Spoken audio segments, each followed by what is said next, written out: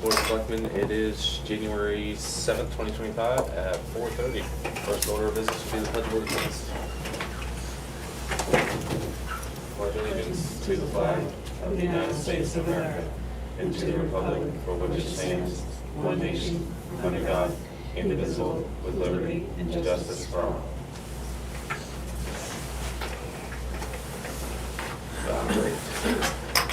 We have approval of minutes from November 10th, 2024. Make a motion to accept the minutes. Which ones? November 10th, 2024. Those are the ones you weren't here, John, and they're the ones that I'm still working on. Can we make sure we have those by the next meeting? Yes, fair enough. Thank you. All right, approval of minutes, December 23rd, 2024. I just have one change. On page 2,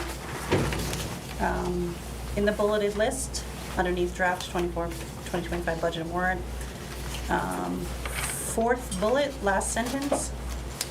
That bullet is talking about the Conservation Commission and reducing it by $665 and requesting or requiring the increase in water testing to be absorbed by the regular budget. Says Price and Aruda agreed with Gray, offering no opinion. I offered the opinion to consult with Kate about the digitizing of the property information and the MCC about the cuts requested and departments in general, consulting with departments in general before making cuts to their budget. All right, so do you want to make a motion as amended with your opinion included? Yep, I will make a motion to approve the minutes as amended. And have a second. Second. All in favor? Aye. Do you mind sending me those with email? Fair enough, yeah. Thank you. All right, approval of the non-public minutes from December 23rd. I will make a motion to approve the non-public minutes from December 23rd. Second. All in favor? Aye. I really thought I forgot the manifest upstairs. All right, approval of manifest from December 30th. Accounts payable $55,662.73, that being the total. I will make a motion to approve the manifest ending December 31st. Second. December 30th, yes, all in favor? Aye. Aye.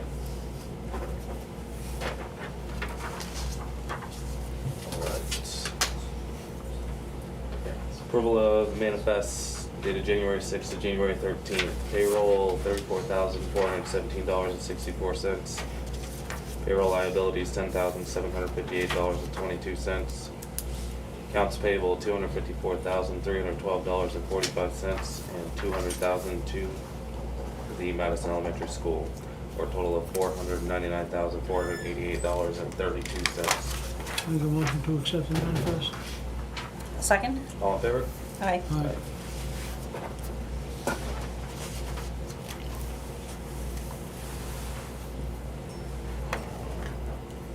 It's up to you which order you want to go in. Yeah. All right, so we are going to shift this and open the public hearing regarding the Madison Board of Selectmen discussing and receiving input on the acceptance of FEMA funds. So we have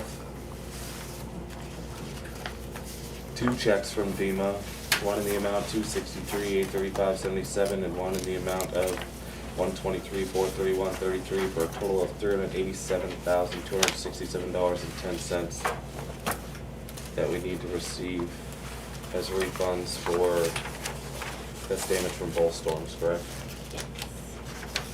And that takes care of everything outstanding except for, I believe, Modoc Hill and some labor from upstairs.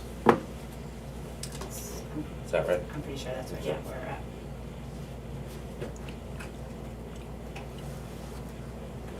Comments, questions from the board? No, goes in the general fund. Yes. Public comment, questions? Donna? Thank you, Donna Vale, thank you for taking my comments. Adam, At the last select board meeting, We are strictly we'll get to your public comment for regular public comment. We are strictly in a public hearing for the FEMA funds. oh, I'm sorry. No worries. I have 2 blocked ears, so I beg your pardon. That's okay. I will get to you when we get to regular public comment. Any comments on the FEMA funds? Sharon? I'm sorry, Sharon Shelley, could you repeat louder, because I also have blocked ears, so I don't know what's going on, what those FEMA funds are for? It's a combination of both declared storms last year for the water damage. So it is a combination of Colby Hill Road and multiple minor road repairs that we made and submitted to FEMA. The only outstanding things we have for FEMA right now, to the best of my knowledge, are Modoc Hill and some labor from personnel upstairs. All of the other projects are in these checks. And do you know how much is outstanding, what that number is approximately, not exactly? Are we No. talking 100,000, are we talking 200,000? I mean, well, we're into Modoc for 90,000, and it would be 75% of that plus the labor, so probably somewhere in the neighborhood of 100,000, if I had to guess. But don't hold me to it. Did Somewhere you in say the amount we received? $387,267.10. All right. 2 separate checks. And that's going into the general fund, Yes. for last year. It will be in our unassigned fund balance. Yes. Any other questions? Seeing none, I think we can close the public hearing and we need a motion and a vote to accept these. Yes, we will. All right, I will make a motion that we accept both checks from FEMA in a total of $387,267.10 for storm damage reimbursement. I'll second. All in favor? Aye. Aye. Alright. Now, regular public comment. Donna, if you'd like to I go. appreciate you speaking up. At the last selectmen's meeting, I asked once again about the wells Yep, and the PFAS situation and public or private. And you responded with a remark, and I wasn't quite sure I heard you correctly, so I went home and watched it.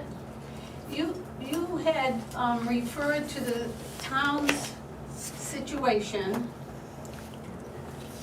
as a fiasco. I'm not sure I've ever used that word, but it's possible. Go on.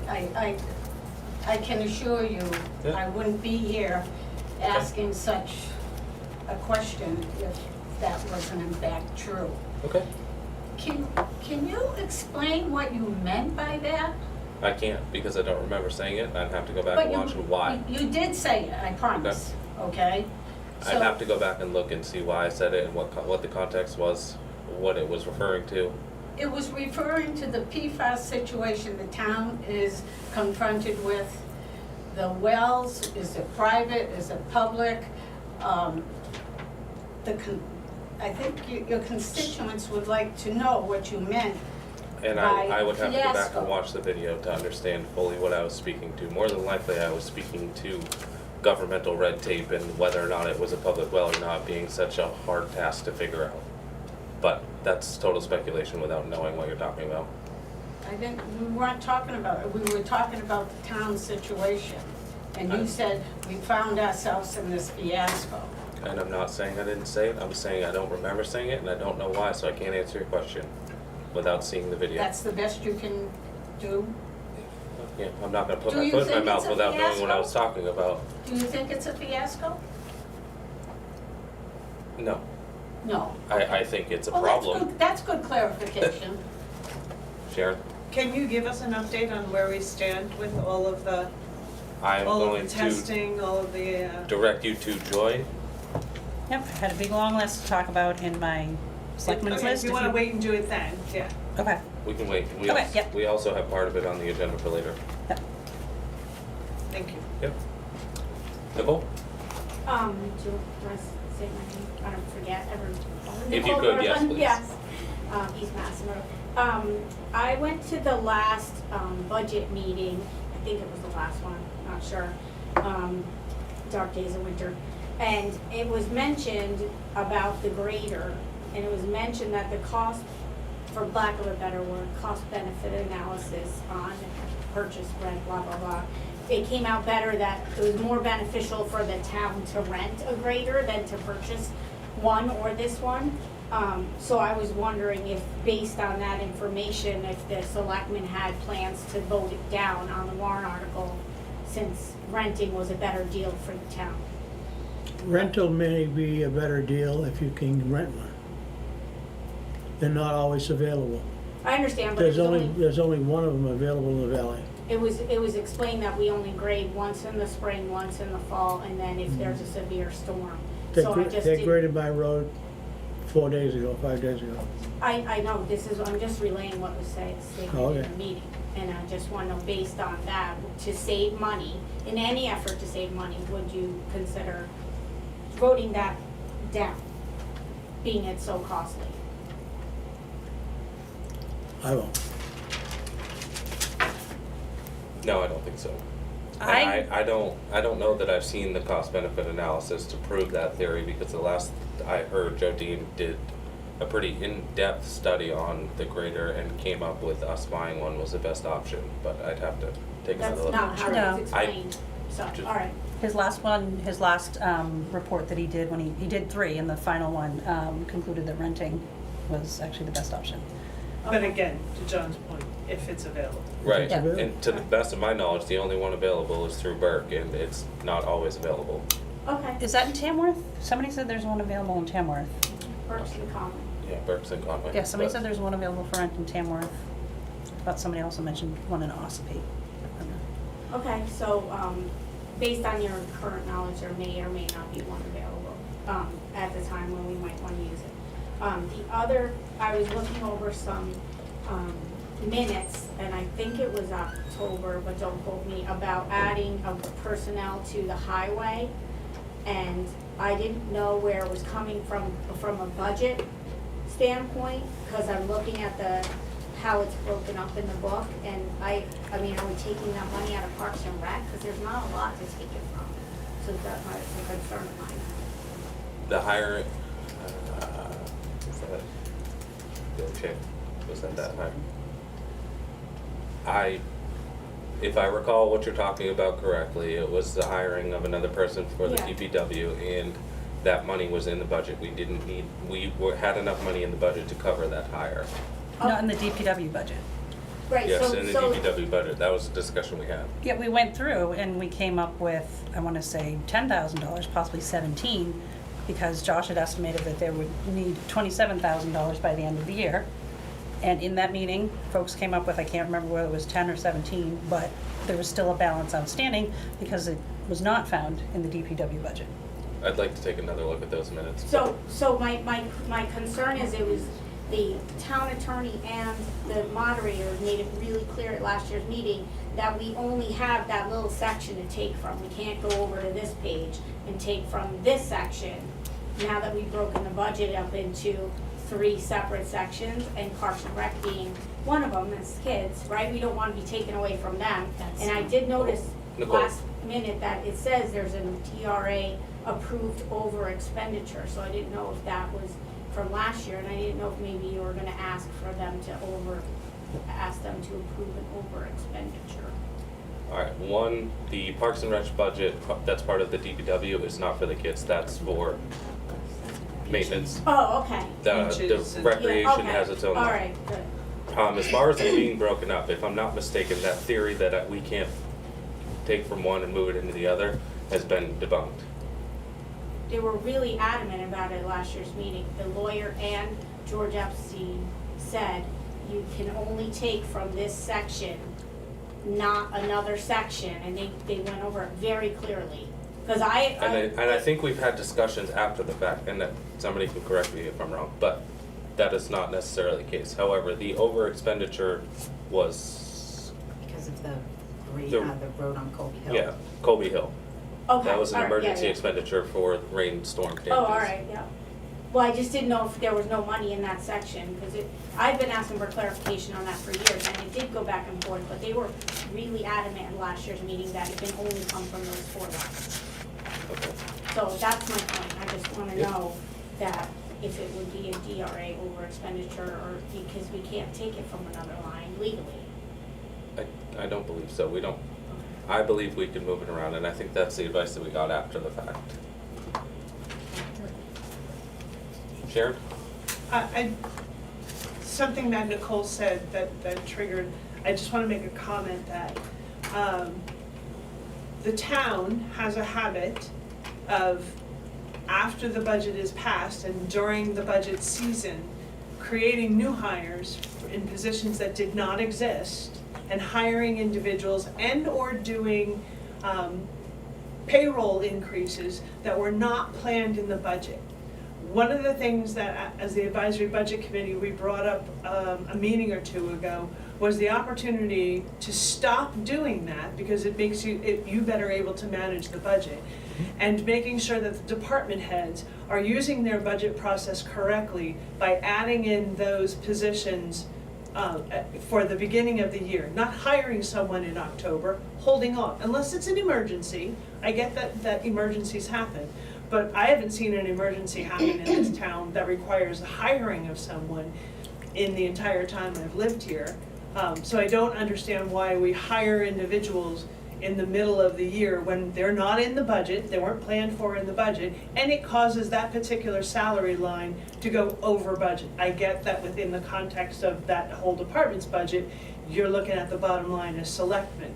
But the department heads should be looking at how they're budgeting for each one of those pieces. And additionally, one of the recommendations that we made was that salary increases not start until after the budget is approved by the town. The first year that would be a little wonky, but after that it would be on every April 1st is what we decided to recommend, was that on April 1st is when payroll increases happen, because then the town has had a chance to approve or disapprove those increases in the budget. Not necessarily a single person's payroll increase, but those budgetary increases caused by payroll increases. And I'm wondering if the selectmen have even thought about that. We actually discussed that at a non-public recently, in the context of wage increases. And the select board liked the idea of doing reviews in this kind of, I think John even said November, December timeframe. Doing annual reviews for everyone, and then, putting them in the budget, and then the town votes to approve or votes not to approve in March, and they would be effective April 1st. April 1st? Yep. And then one last comment, has the town also considered creating an organizational chart that lays out all of the current positions that the town holds? Because as we were talking about, the town hired an individual, there was no position, there was no open position. A job description existed because it fit into the same realm as some of the other jobs, but there was no open position. And I'm just wondering whether or not the town will consider creating an organization chart where you can see how many positions are open within any particular department, and you're hiring for those open positions, as opposed to, we like this person, they'd make a great addition to our staff, let's hire them. It's not a bad idea. Donna? I have a quick question. Has there been a policy change with this board with reference to department heads attending these meetings? I can't help but notice, it's been approximately just shy of a year. Prior to that, the department heads used to come all the time and field questions from the board and sometimes from the audience through the board. But that hasn't happened, that doesn't happen anymore. And I was wondering, has there been a policy change? No policy change.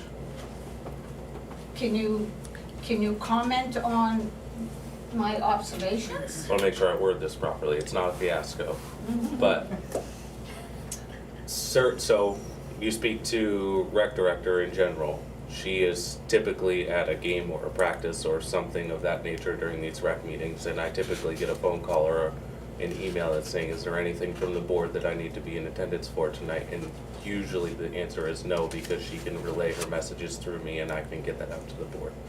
As far as the DPW goes, if you, is that printed in the back of the little blue book that we put down here too? Josh's, Yes. Yeah. I So think if I you- put it in there. the DPW's sheet as to what they've done for the past 2 weeks I'm not sure if I did, but it's online. is online and in our books. I don't know if it's in there, but it might be. So So that is we a get change. that information different ways because they're not always able to be here for whatever reason. Well, But there's been no distinct policy change. it's quite obvious, that's all I'll say. There's no problem. Thank you. All right.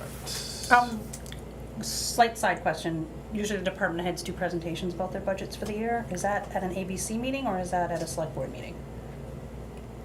I, I want to say selectmen's meeting. yeah, it would be here at one of our meetings, and I think it's typically when there's a large change. I think last year was Chief King's presentation based on salary increases because of the local increase. Thank you. All right. One last question, sorry. Yep. Has there been any update on when Avatar will be here to do any kind of discussion and field questions? I offered him a few dates in January and February, and he kind of checked with his morning office. I don't have a date. We've offered a few dates, and we haven't heard back yet. All right. Discussion items and new business. New Hampshire Route 16 project with DOT representative AI. Good I evening. assume that's you. That is me. How's it going? Doing great. Thanks for having us. Yeah, the floor is yours. A couple handouts for you. Thank you.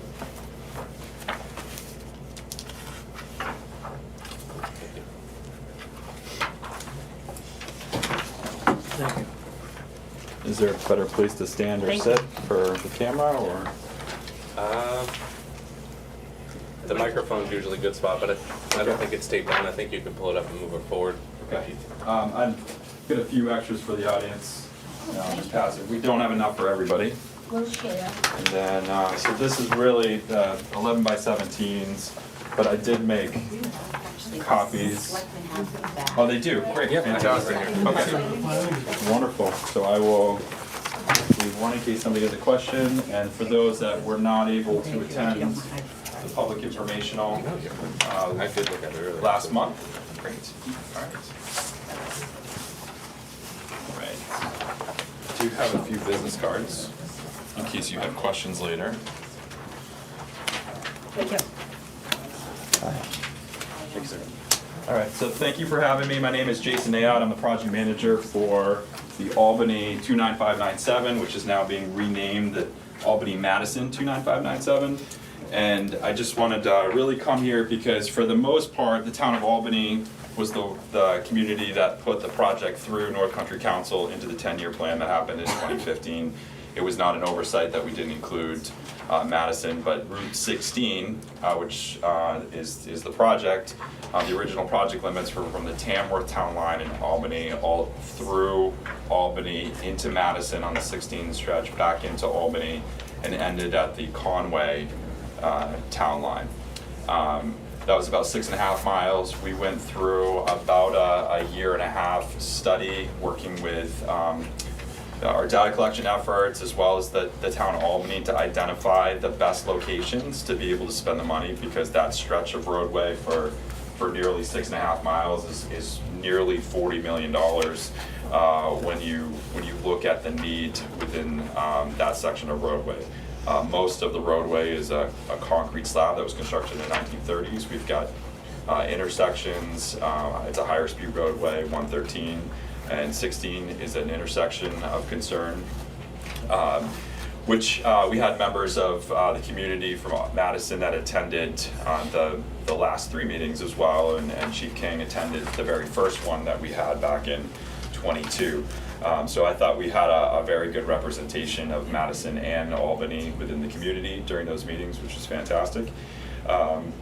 So we went through our benefit cost analysis, which was presented at the meetings, also included in the slides that people have. And I should have said for those that are watching online or will be watching online, all of the information is made public at our project website, and the easiest way to get there is to go into your search engine and type in New Hampshire DOT projects, and about midway through that page is a search bar, and then just type in Albany or type in 29597, whatever's, or now Madison, and you'll see the Albany Madison 29597 project. Click that link, and the presentations are available, and the content that we've been presenting. So I'm not going to go through the entire presentation. I really just wanted to let you know the information was available. We did go through traffic, safety. We looked at the natural and cultural resources within the corridor, and we sort of identified that the segment of 16 starting at Pine Knoll Road in Albany, and then extending past the town line into Madison and ending, which is it's a stream crossing Cream Brook just north of Tanglewood, is the stretch of roadway that we would like to improve. Most of the improvements will be roadway in nature and safety. We're looking at left turn lanes or a two-way left turn lane, adding a center turn lane to be able to accommodate a lot of the turning traffic between or adjacent to Iona Lake and to Ball Hill Road, as well as some of the access points on 16 for Tanglewood and some of the other businesses. So that is one of the alternatives. It's not the final alternative. We do have a couple things to do. 6.5 miles is a lot of work to do, and identifying the segment of roadway allows us to really concentrate our resources and improve that. So we are planning another meeting late spring, early summer to be able to look at a more defined plan, and we'll be presenting that as well. So I just wanted to make sure that the town of Madison understood that this was an add. Now that we knew what the project looks like, there'll be another opportunity for public outreach, so I think that's probably the basis. Originally, we only had $9.5 million for the project. We were successful in finding funds within the department to be able to make it a $20.5 million project. It's a large project, but it's a significant need for that stretch of New Hampshire 16. And so the graphic that I have, which will segue well into Corey's presentation that he does. So I have, essentially what we had done is we had created this graphic for the Board of Selectmen in Albany at the time, and then it worked very well for the meeting that we had. The first page is basically beginning at the Tamworth Town Line and shows what we called our Section 1. That stretch of roadway did not require any widening. The one safety improvement that was warranted and needed is at Nickerson. So for those that have the graphic, you'll see a note on the plan that says future HSIP. That means Highway Safety Improvement Project. We evaluated the crash statistics at that location, and it qualified for the Highway Safety Improvement Plan, and allowed us to be able to create a new project for that. And then the project actually is the second page, and you'll see essentially the entire limits on page 2. Again, beginning at Pine Knoll Road, extending northerly past Iona Lake, over the town line, just north of Tanglewood Cottages. There is a significant amount of roadway reconstruction, culvert work, so we were able to take advantage of those type of funds to be able to do this type of work. And then the third page is the rest of the Madison section and back into Albany. Really for everybody, the 113-16 intersection is an intersection of concern. We collaborated with North Country Council, and really kudos to North Country Council and the town of Albany for advocating for that project. That is most likely, it's the highest rated project for North Country Council in the next 10-year plan. and that is intended to likely be constructed in 2036. So for those that are familiar with the 10-year plan, anytime every 2 years the new 10-year plan comes out, all new projects go to the end of the line, so that's 25 and 2036. But at the, what is great about the improvements for the entire corridor, you're looking at nearly $26 million over the next 10 years into Route 16. So I think that's a lot of folks like Chief King and first responders within the corridor that deal with the issues every day on Route 16. This is probably hopefully a breath of fresh air that we can do. So that's really all I had. We have time for comments and questions. I have questions. Absolutely. I think of particular interest to the residents of Madison is the thought to move where 113 and 16 intersect at Coleman's, to move that further south. And I see it on the page 5 here, section 3. I'm assuming that the Coleman's intersection would remain an intersection in order for Coleman's to be able to access things. What would change about that intersection? And then what does the new piece look like? That's a great question, and that's in our section 3, and that was one of the challenges in us really focusing on what we can do. If we, part of our process in order to qualify for federal funds is we do need to go through and we need to collect all the information and make sure we understand the natural cultural resources and types of impacts we have. We go through the design process. That first step, preliminary design, really requires federal highway approval, and we knew that the complexity of 113, in addition to the remainder of the corridor, was going to be really challenging to solve in this 29597 project. So that decision will be pushed to that next project for 113. It could look like we did brainstorm some different types of solutions, a minor improvement at 113 and 16, which leaves the intersection there. And those are, those will be studied. We did also look at another connector, which seems, from the topography and the location of an intersection, really seemed appealing, but requires another bridge crossing of a stream as well as the rail. So there are some other solutions in there, and I hate to defer, but I have to defer because it will be part of the next project. That design team with North Country Council has identified for the scope of work within the project is really focused in at the location and leaving Coleman's driveways access 113 where it's at, but it doesn't mean that this entire section would be studied, because that would be part of the alternatives analysis for the department's design team or the consultant at that time. So what's the time frame on kind of when they're going to be talking design and? Great question. I don't have all of the fund. Typically, the construction goes in the final years, the 9th and 10th year.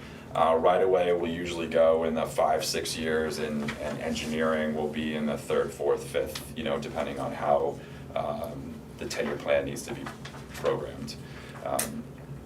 So that's usually what it is. Even though it goes in, and I typically do this for most projects, because the expectation for a lot of projects is we get it in the 10-year plan and DOT is going to start working on it. That doesn't happen. It takes usually 2 to 4 years before funding will be available for us to be able to start the survey, the wetland delineation, and a lot of that data collection that's needed to make the quality decisions that we need to make. Yeah, I'm just trying to figure out, obviously, I think the residents of Madison will definitely want to, be a part of that conversation and have feedback and suggestions as to how better to manage that intersection, because that is dangerous. Mm-hmm. Trucks come barreling down that hill and you can't have a very short stretch of road to see them, that you're trying to take a right onto 16 from 113.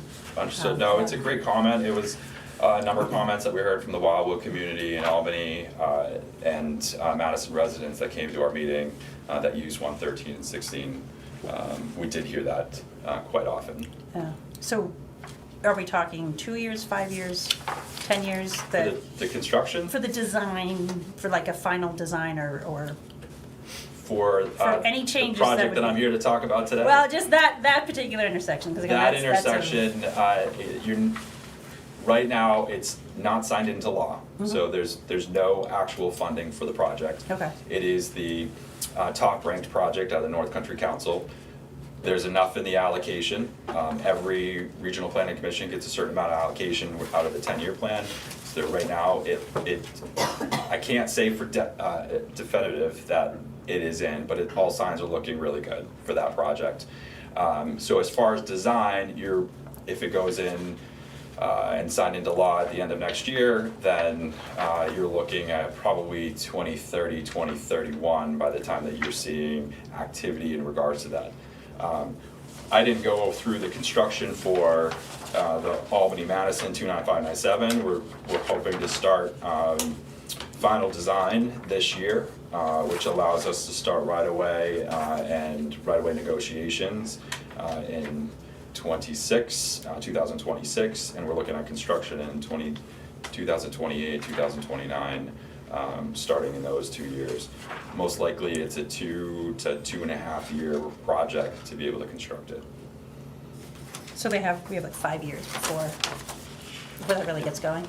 Yep, no, I just want to make sure that when the time happens, that Madison residents are, that we're, And we'll setting have up the more- signals that everybody knows. So there's a couple things that we plan on this year. We'll have another meeting later spring, early summer, that will go through a little more refined design. It will show the impacts. We're starting to look at how we build it. It's one thing to draw something up on the page, but it's another thing to actually build it. So our design engineers will review not only the width that we want to construct, but how we construct it, as well as the culverts and the drainage pipes and the intersection improvements that we have planned. So, and how we build that, what those actual impacts are. We'll come back, we'll present that. The second meeting, hopefully by the end of next year, will be a formal New Hampshire public hearing. That's required by state law in order for us to define what the New Hampshire 16 highway layout would be. So that's a much more formal meeting. It requires our Bureau of Right-of-Way to petition the Governor Council for a commission. There'll be 3 members of the community if they wish to participate. That will be appointed by Councilor Kenny. And they will oversee that commission, and at the conclusion of that commission, they would define whether or not the improvements that we want are necessary, and if they are, then that allows us to move through and start negotiating temporary permanent easements or any right-of-way acquisitions if we need them. We haven't defined any right-of-way acquisitions at this time. We do envision needing at minimum permanent easements for drainage. We're adding pavement. We need to be able to treat How that. much pavement? That's a great question. I don't have that off the Are we top gonna of my widen head. this road or not? In general terms, are we widening this road? We are, yes, in general terms, we are widening this because there's many locations where adding pavement is needed for left turn lane. In addition, north of Pine Knoll Road, we have very narrow shoulders. And one of the improvements we'd like to make is to formalize that to have a paved shoulder that's at least 4 feet wide Oh, yeah. on each side. So to address the pavement increases for the shoulder alone, we would still need to be able to find locations to treat that stormwater runoff before it gets discharged to any of the brooks or Iona Lake or Chicora River. Is there a timeline anywhere? I don't see one in here, I didn't look. It's probably one of the last slides. Okay. Don't know specifically what slide. Probably should have had that. There we go. Yeah. Okay. There'll be the budget, and there should be a slide schedule kind of showing roughly what we're planning to do over the next 4 years. Does it now, but we're talking section 1 is, like, I guess section 1 is what time frame? Section 2 is what time frame, or are we Great. don't know that yet? Another great question. So I've been speaking to section 2. Okay. Section 1 is really we got two different things. One, Corey's here to talk about from the safety section as far as the rumble strips.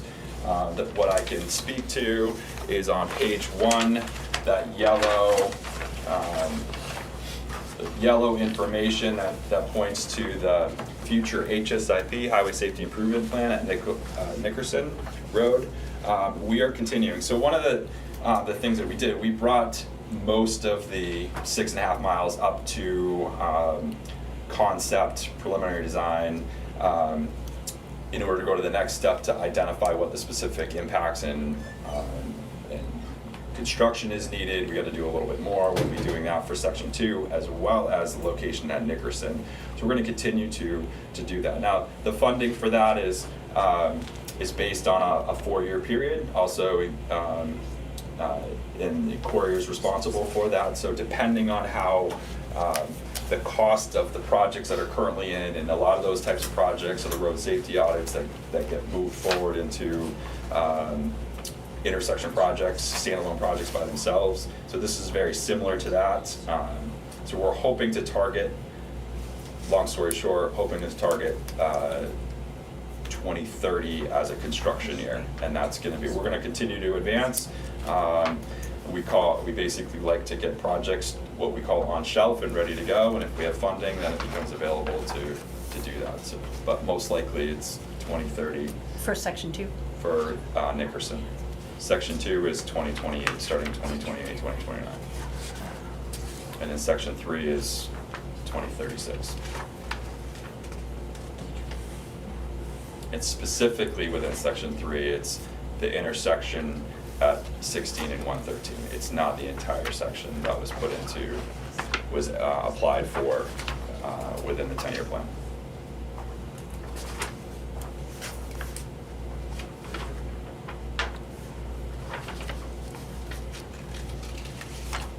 Okay, so Nickerson is 2023, section 2 is 2028 to 2029. and then- Nickerson is 2030. 2030, okay. 2030. What did I say? Did I say 2023, it's okay. Yeah, had a 3 in there somewhere. I've been still writing 2024. And 2030 on construction, Correct. and then section 2 is 2028, 2029 on construction. Correct. And then section, that 113, 116 intersection, design would begin in 2030. Correct. Roughly, okay, thank you. You got it. Well done. There are a lot of numbers that go with our project, so well done. Any other thoughts or questions? Pretty good. Fantastic. Anybody from the audience? Great.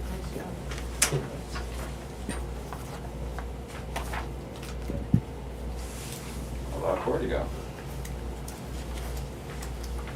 I did not bring handouts because I'm much less prepared than Jason. So,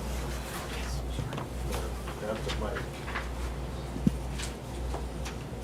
Ad lib a little bit here. I'm going too far away from where it's taped. Just a second. Okay. I know the select board can't see us, I apologize. So my name's Corey Scuttlemas, I'm the project manager at DOT in our safety section. Everything that I go over today will be posted online after I create a website for this. And I can send the link to the select board for distribution and whatnot. So Madison is smack dab in the middle of our Ossipee Milan 40845 rumble strip project. So I tagged along with Jason to discuss it. I realize rumble strips exist from town line to town line in Madison already. But as this is a community on 16, we wanted to reach out and discuss with you guys as well. So I'll make this brief, given that Madison has rumbles, but convince you that they are good if there's anyone out there in person or online that still doesn't like them.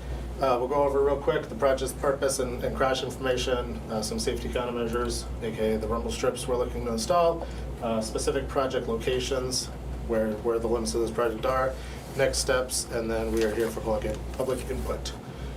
So just a really quick, brief history of rumble strips. DOT stopped installing new rumble strips back in 2016.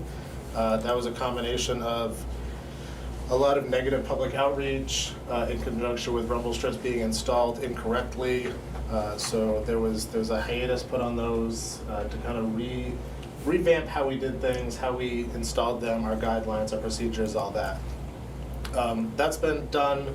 We have new policies, which is one of the reasons why I'm here talking to all of you, to do public outreach before we install rumble strips. We also have trained professionals, AKA most of the people in the safety section, to make sure the areas on the pavement are marked out where rumble strips will be so that they're not erroneously put in the wrong way. It's very hard to put pavement back where you've taken it out. You can't really hit the reset button on pavement. And also we check it afterwards, just in case there are any errors, the contractor's still on the hook to fix it. This will be the third project for rumble strips since we've reinitiated our rumble strip program. 106 and US 2 in Randolph and Shelburne, just to the north, just received rumble strips last year. And I do want to make a point that I have had no negative impact or no negative comments resulting from either of those projects. So please don't ruin my perfect record. Feel free to complain now. That is welcome. That's what we're here for. So the project location spans from, as you may have guessed, Ossipee to Milan. There are existing rumble strips in Ossipee. We're basically connecting the dots there. We're going to skip a section, and I'll explain why in a moment. From Tamworth up through Albany, connecting to the rumble strips that exist here in Madison, and then continuing into part of Conway. Skipping again up through the northern part of Jackson, extending from Jackson up to Gorham, little segment in the north of Gorham, skipping Berlin, and grabbing a few miles, I think about 2 miles in Milan. So the project purpose, I like to ask a kind of theoretical question. I don't need a show of hands or anything, but just driving. No one's a perfect driver. Just think about the last time you were driving and maybe you got distracted with the radio, with your kid in the car, with your grandkid in the car, radio, cell phone, whatever, and you notice you've left the lane one way or the other. Not that your whole car is outside the lane. All it takes is a tire. And you find yourself, oh hey, I'm in the shoulder a little bit. Oh hey, it's a good thing there was no one coming. I started going the other direction. Rumble strips would help alleviate some of that. It's going to give you that visual and auditory cue that you're somewhere you shouldn't be. You need to get your eyes back on the road. So something that they really function well on is addressing potential head-on crashes, potential roadway departures, potential overturning of the vehicle after you leave the roadway, or a potential impact with a fixed object such as a tree. I don't think anyone wants to hit a tree going 50 plus, so any help we can get in that regard is good. Also, probably less common on 16, bikes typically are on the shoulder, so they don't make a whole lot of noise, so you don't want to hit them either on accident. Lane departure statistics. So in 2023, because we don't have 24 data yet, it's too early in the year, we had 44,000 people die on the nation's roadways. 130 of those came from New Hampshire, which I realize is a very small percentage, we're a small state.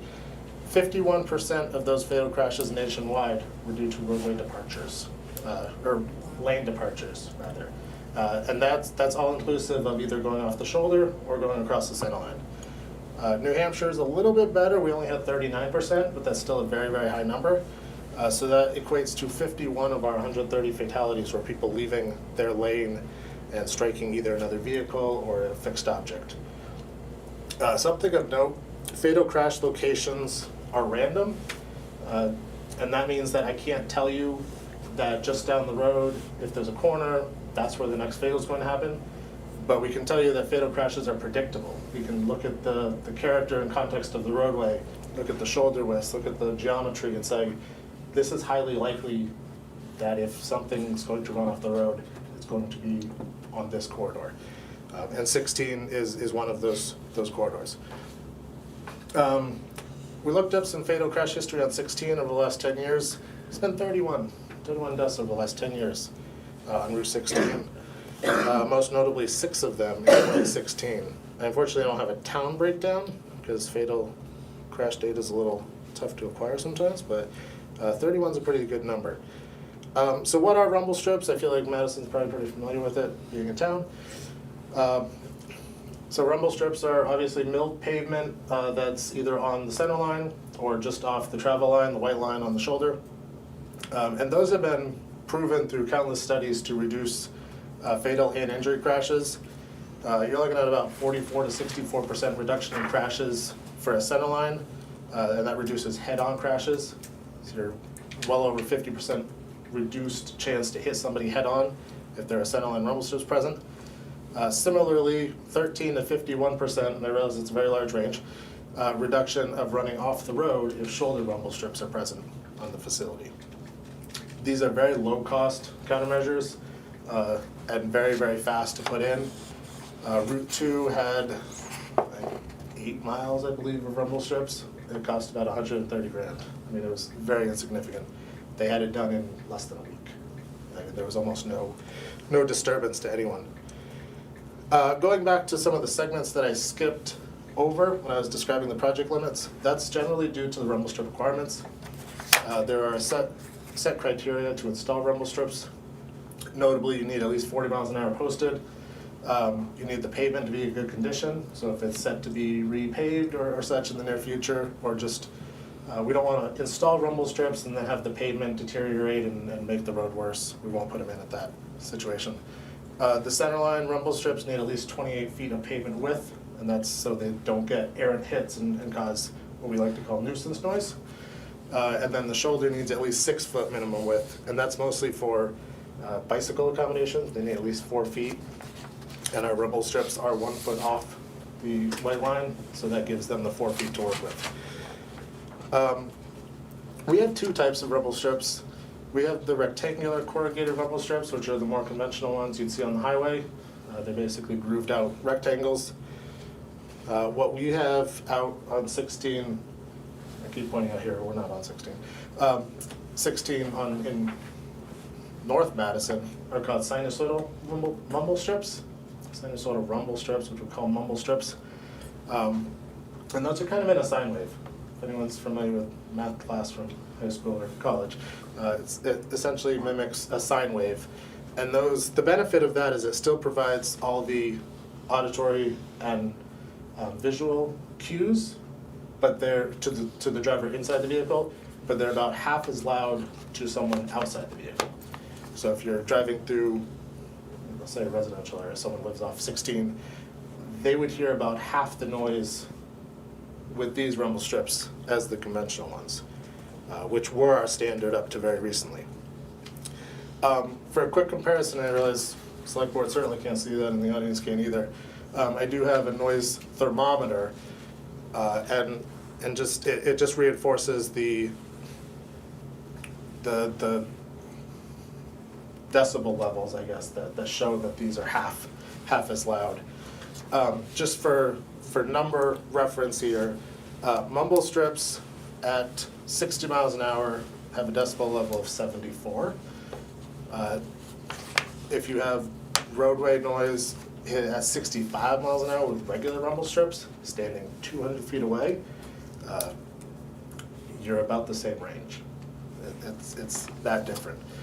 For comparison's sake, as I said, the sinusoidals are about 74.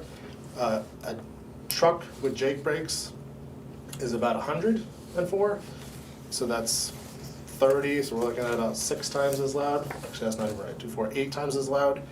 A motorcycle is 2 times louder than the truck. So you're looking at a pretty substantial increase in volume for trucks and motorcycles over these rumble strips if they get hit. And then again, something you can't necessarily see, but I will put this online. We did a study of New Hampshire 16 rumble strip installation on an 11-mile segment in Wakefield on 16.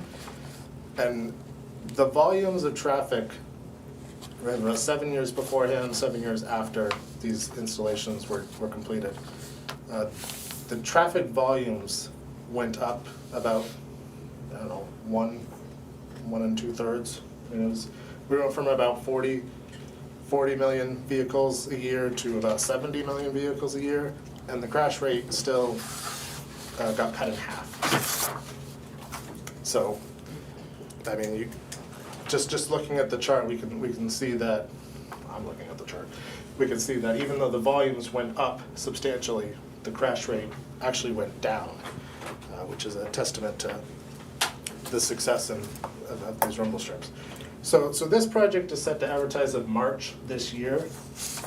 Construction will be in spring of this year, with a completion date of fall of this year. I don't have more specific dates than that quite yet, but it will be this year. And then something that we are taking seriously is watching the crash rates after installation. And kind of an ancillary thing, also monitoring the speeds. Because I don't know if it's necessarily been documented if rumble strips influence the speed. I would argue they probably do insignificantly, but that would be something that we would definitely monitor as well.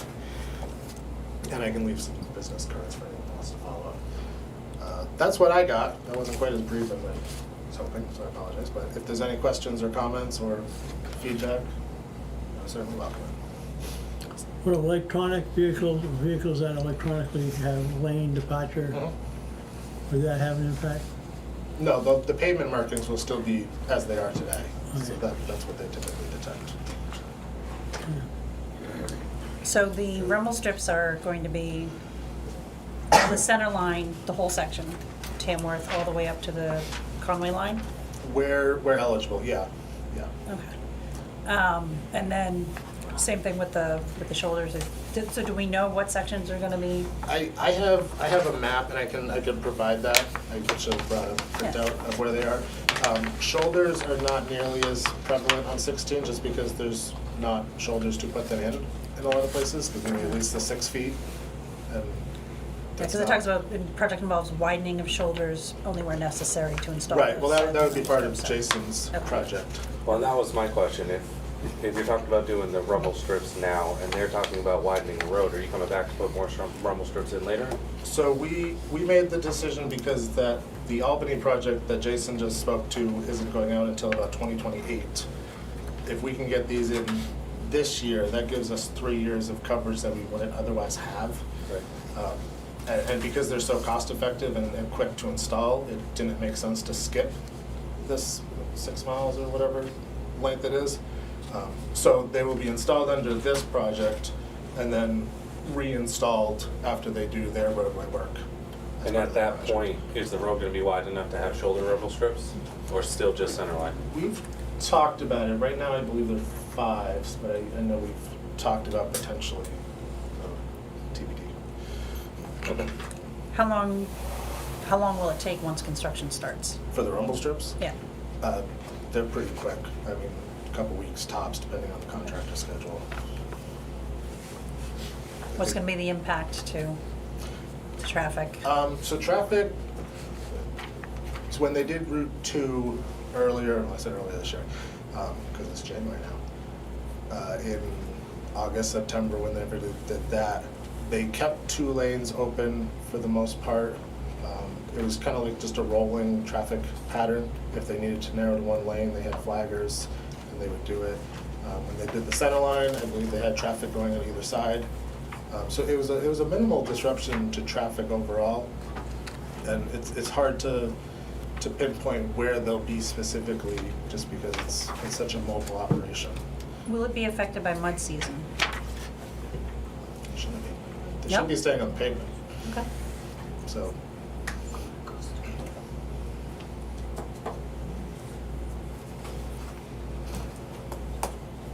Any other concerns I should know about? Well said. Oh, Any audience concerns, questions? Yeah. You said there were some sections that are being skipped, but I missed why. So those are skipped because either the pavement is not in a condition that will receive the rumbles and keep the pavement integrity, or the pavement width isn't there, or whether it's center line or shoulders. Also, most of Berlin is skipped because it's an urban compact, and that's Berlin's turf, basically. Yeah. I'm presuming that construction will only be Monday through Friday. Will you Yes. be- okay. Sure hope so. Sundays here is really tough. We can, no, we would monitor traffic and give them days. weekends were out of the question, we just restrict that for work and all that. So, it's such a short-term project, I'm not worried about potentially losing a Saturday or Sunday if they need to. So that's when mud season is a good time to do it. Awesome. Thank you. All right, thank you. Thank you.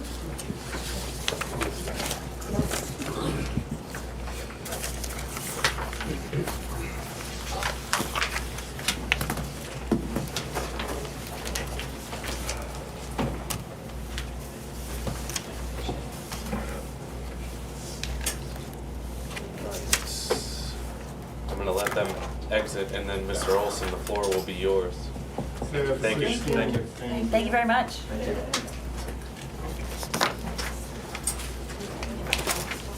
Oh, no, I'm on the agenda. I know, I just slide now. Oh, I'm gonna want me to stand up and perform? You're good. You can yell at me from there. So, I'm here because the, I'm Mark Olson, I know.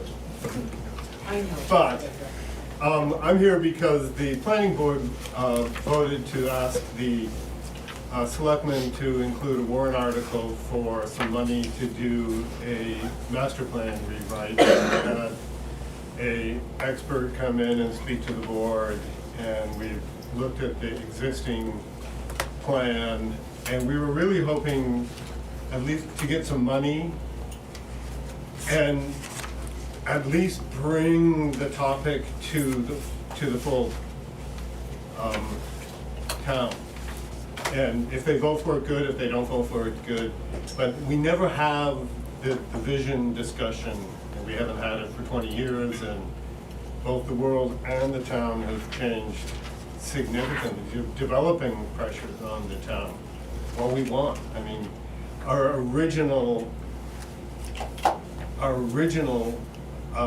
site was as anti-growth.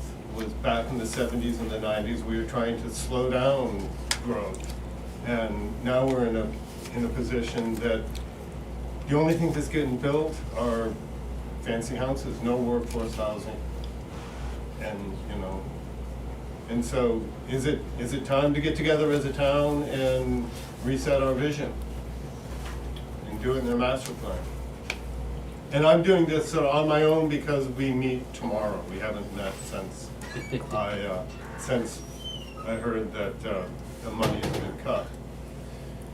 Or the selectmen have decided in their infinite wisdom not to present it to the town. Well, I think from my standpoint, I don't know that this board firmly believes that we shouldn't redo the master plan. I just know that we're in a significant predicament as far as money goes this year. Across the board, and we're looking for places to cut. And it just seemed to me at that point that the master plan maybe could be cleaned up as opposed to completely revamped right now and try to save this town some money. Where did $100,000 come from? We spoke to different experts in the field. We had somebody come and speak to us. To kind of shop around, I guess. Yeah. And would that get a new master plan? Like, is that what would result out of that, was the whole thing? Yeah, and, and do the planners sit around the table and decide what the plan is, or do we get public input so we know? And I have my own idea of a plan, but I live out in the woods on the north side of town and have a different idea than probably some people in other places. So you're But I saying- mean, I'm not saying yes or no. I'm not saying it's a bad idea or a good idea. It's just a bit of a frustration. The board is thinly staffed as it is not compensated at all. Our wonderful administrative assistant is stretched pretty thin with her responsibilities upstairs, and those ladies upstairs work really hard. And it's not like you can say, hey, you have a little extra time to do this. Maybe she'll have extra time now that we've put the STR program to bed. But that's my only input. We meet tomorrow night, and I'm actually okay with, well, I'll propose something. 50 this year to put it out, to at least put it on the warrant, so yes, the townspeople have their say, not just us sitting here at this table. But split it into 2 years, maybe? I mean, what's, Yeah. you know, I mean, You can't it's been really- 20, on one hand, it's been 20 years and we don't wanna wait any longer, but at the same time, we've already waited 20 years, so what's the rush? But if we created like an ETF, There is that statutory responsibility. oh, okay, how frequently, is that 10 years? 10. 10 years. So we're a little beyond that. But what if we created, you know, like an ETF and just slowly built it up over a couple of years to get to that 100, that way it's not hitting everybody this year?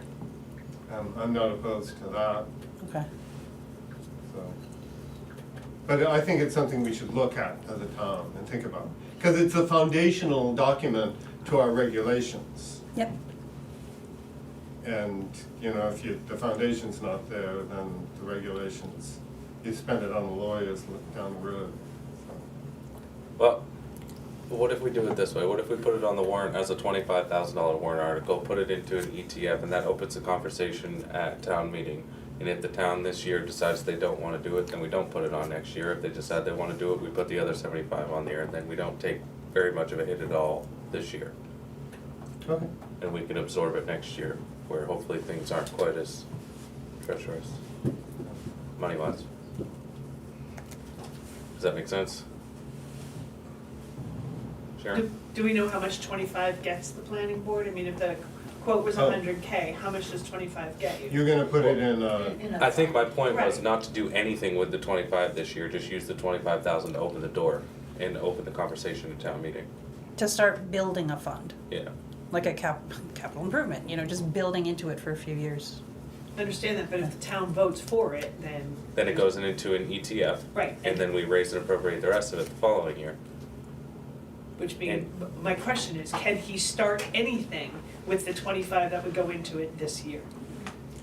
Review. I think it'd be kind of difficult to hire an outfit and say, hey, Yeah. I know this is gonna cost a whole lot of money, but we got 25, you wanna start? It's probably better to get all the money and go with it. Versus, you know. Unless there's somebody in town that wants to sit and try to organize a master plan, but all our boards are, you know, the ZBA is pretty thin, the planning board's pretty thin. So warrant article dollar figures can be amended on the floor list. Yeah. So, if we put it in there for $25,000 in the town, even if the town decides they wanna do it, the town can amend that article on the floor up to the 100,000 if we give that explanation. Yeah, It's a matter of most of the people that go to town meeting are gonna look at that percentage. And they're gonna look at us and go, why didn't you do anything about it? So if we put $100,000 on there and that percentage jumps back up to 14% increase over last year, I don't think it's a good idea. I don't personally wanna do the master plan, and it's not a good look for what we're trying to do as far as budget purposes go. But if we put it on there at 25,000, the town decides they wanna do it and they wanna amend it to 100 on the floor, that's the legislative body's choice. I just, as a planner, wanna get a plan besides saying, oh, nothing. I think we have to plan the plan though, Yeah, and plan funding the plan, plan. We wanna pre-plan. yeah. Okay. We meet tomorrow night, you'll be there? I won't. But we'll talk about you then. You can do that. Assign him all the action items. I promise to make an appearance in February. I have a basketball game tomorrow. And I'll discuss it in those terms, and see Yeah. if the board's happy with that. And if the planning board's happy with that, we can make that adjustment at our next meeting. If that works with you guys. Wow, our next meeting, yes. Just trying to plan ahead for the budget Marcia, you have a hearing. question? Just wondering if it's 100,000 this year, is it gonna be 100,000 in 3 years? Or is that price gonna go up? Could be less, who knows? Could be a lot of unemployed planners by when the recession hits. So, you can, but it's gonna be a serious amount of money. Right. And you can buy a Cadillac, or at that point, you can buy a Rambler, but you gotta buy. I just know that Yeah, the by something. master plan was a big deal a few years ago, and nothing ever happened. Yeah, we talk about it, but, I mean, nobody has time. And- The charrette is what came out of the master plan 20 years ago? No, that was something different? Okay. No, I don't believe that, did that did come from the master What? plan. The charrette. The charrette? No, No, that was. That was a different that was a separate thing. Yeah, but that was a study. decade ago. That was- No, it That was was 20. more than a decade. Yeah. That was 20 years as well. you know, it's- Turn of the century, we could say. Ooh. yeah. But a lot of the stuff they talked about actually occurred, sort of this campus has developed, so. Okay, All right. Thank you. Mark.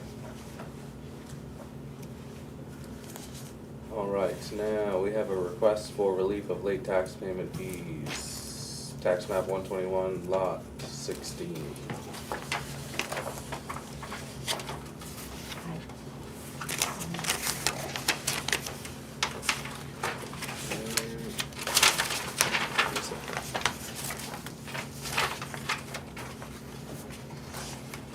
That's what that paper bill was for, right?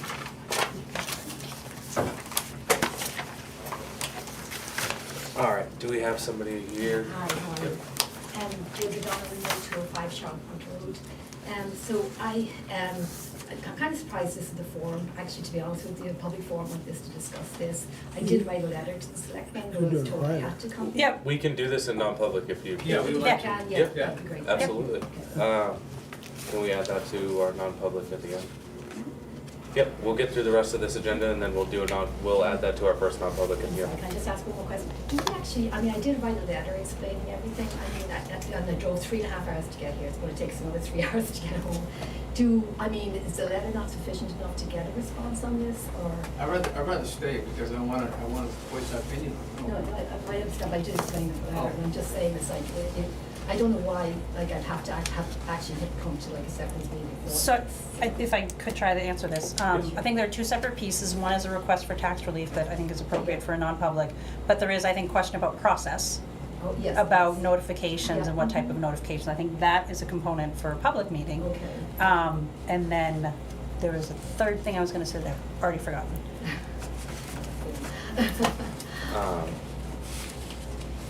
Well, I think whether you stay or not is absolutely your choice. We definitely have information here and we can make a decision tonight based on this, but, So I would get an answer, like Yep. somebody would answer the letter.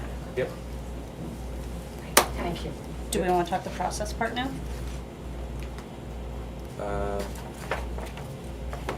It's on the agenda. I just hate for the conversation about that process to roll into something that should be discussed in the non-public. Okay.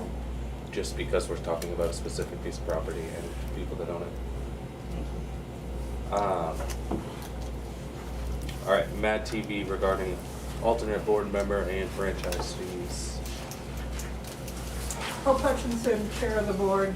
The first part is asking you to appoint Noreen Downs as an alternate member of our board. Do you have any questions about that, or? I think there was sorry. No, go ahead. There was I think a resistance because there were Mad TV bylaws that prevented, I think Noreen is no longer. Right. Yeah. And no law. The bylaws question I don't totally agree with, but that's not the discussion for tonight. She's no longer on any other town board, so. Okay. Even if that's not a topic for discussion anymore, then I don't see an issue with it, but we don't have anything to sign here tonight. She would need to submit the form. Do we Form? still have the one that she submitted previously? So the next step would be for her to, you want me to, oath of office, or? Well, I think if you guys vote to appoint her She with or can do without her that oath of form, office, then and then we can you can sign sign it at the next meeting, and then she could come yes. All right, I'll make a motion to appoint Noreen Downs as an alternate member of the PEG TV board. I'll second. All in favor? Aye. Aye. Thank you. Done. So I'll let her know that she should come in and see, like, get sworn in, or? She needs to come in and do the oath of office, and then we'll need to sign it, and she'll be all set. Okay. All right. The second request is regarding the franchise fee that we get. We've been getting 3.5% for years, and our agreement that we're still operating under, even though it expired almost a year ago, says that we can request, really you can request, an increase of 1% at any time to a maximum of 5%. And because the fees that we're getting are less each year because less people have cable TV, it's generated by all of us who have cable and pay our bills. So we'd like to increase to that 4%, so it means we get a little bit more money because that's our budget each year. Have we done this before? Do we know the process for how we ask for that increase? I'm thinking that, where we're working with getting the contract done, she will be able to take care of that for us. Okay. So we have an attorney dedicated to negotiating this current contract, and we will ask her to pose a question for that increase in the franchise fee, as Okay. long as the rest of this board is okay with that. Under the current contract, so we're not waiting for the new one? Yep. I'm okay with Thank that. you, yeah, that's what, I'm not. No? No, it's a sales tax. It's a sales tax. It's a tax. yeah, it is. It means for all of us that have cable, we'll be paying another 1% So as people on our drop bills. on it, and as old timers stay on it, we end up paying more of the freight. I can't hear you, John. The people who have cable are paying the freight. Other people that are using the process through online pay nothing. It's a statement. I don't. So it's I specifically. never agreed with that form of taxation. So it's specifically folks who have the cable boxes in their homes, like if they're just even doing Spectrum streaming, they're not paying the franchise fee, is that correct? I'm not sure about that, but Okay. definitely if they're, It's either if they have the cable box or they're paying for the cable services streaming, I think it's the box, but yeah, that's, but it's people that don't Nitty-gritty. have Spectrum at all, get Netflix and Roku and Tube TV and all those other things are not paying. Yet, yes, they can benefit from this streaming right now or going online to watch the. but if they have video just of this internet movie. service, they're not paying any kind of franchise fee. This is You very know, specific to and cable that's a concern. TV. And Asia attended a meeting statewide, and we've shared information among ourselves that that's a concern statewide, and the Netflix and Fidium and all those are still using the public wires to get their signals to homes. We hope that might change, but that may be at a federal level that it has to change. But meanwhile, we want to continue to provide this service, and my bill is close to $200 a month, so 2% is not a lot of money. I mean, an additional 1% is a small amount there. And do we know for sure, I mean, I'm sure they do, but do we know for sure that when we ask for this 1%, they're gonna directly impact the customers? I mean, they're not gonna take it out of their bottom line, it's a corporation, but No. No, I don't know that you'll see the Yes. impact Yeah, for a while. yeah, it's on your bill. Yeah. And I haven't had cable in 15 years, so I have no On idea. page 2, there's. And I don't know if Linda gave you It does, okay. the attachments to my memo, but one of them talks, on page 27, talks about, how this, the request has to come as a resolution or from your meeting, and 90 days from that point is when it would change to the, adding the additional 1%. So do we need to officially vote? Just to be safe? I think you should. The only Yeah. thing that I was talking with Hope about was that where we don't really have a contract right now. I don't know if that 90-day thing will kick in yet. That's the way it's written now. But anyways, Right. but it's something for me to bring to our attorney and ask We're them. essentially operating without a contract at the moment. It may not, they may say, we're not gonna change it till we have a new contract, but it's been many, many months, and who knows how much longer before we have a contract. Meanwhile, we'd like to make the request. If they say no, we'll have to wait on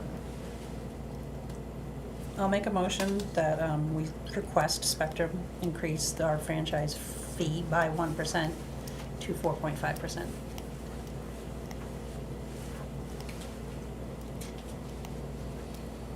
I'll second it. All in favor? Aye. Aye. Nay, You or I, John? nay. Oh, nay, okay, that's up. Thank you.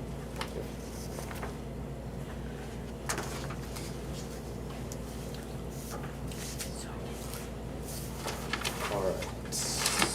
Now we have a request for payment. We have two, right? Two requests for payment from the rec revolving fund.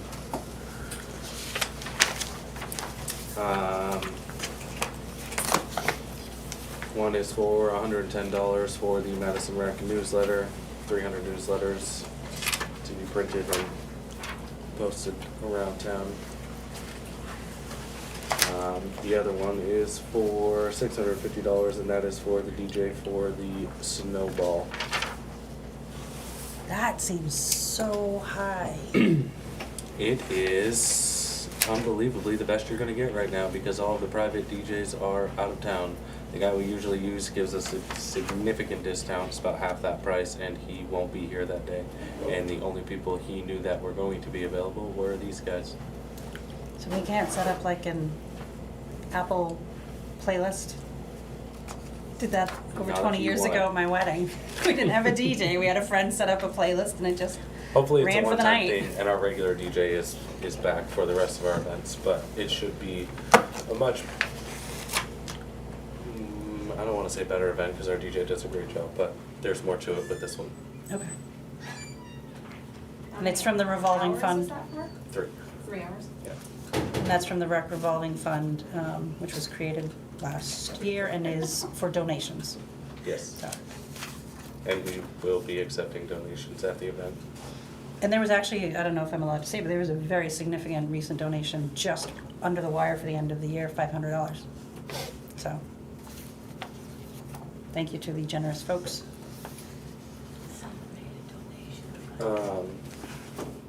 Any other questions? We'll go around the newsletter or the DJ. How many newsletters will there be? 300. No, I know 300, but how many times? Quarterly, I think is what we talked about.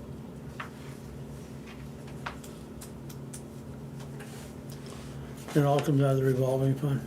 That is the plan.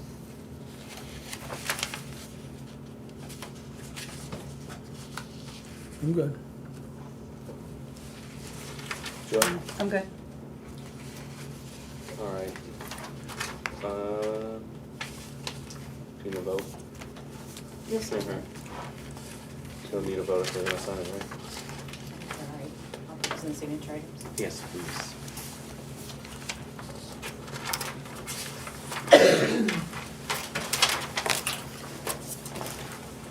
All right, old business, member of the Veteran Services Committee regarding Veterans Credit warrant article.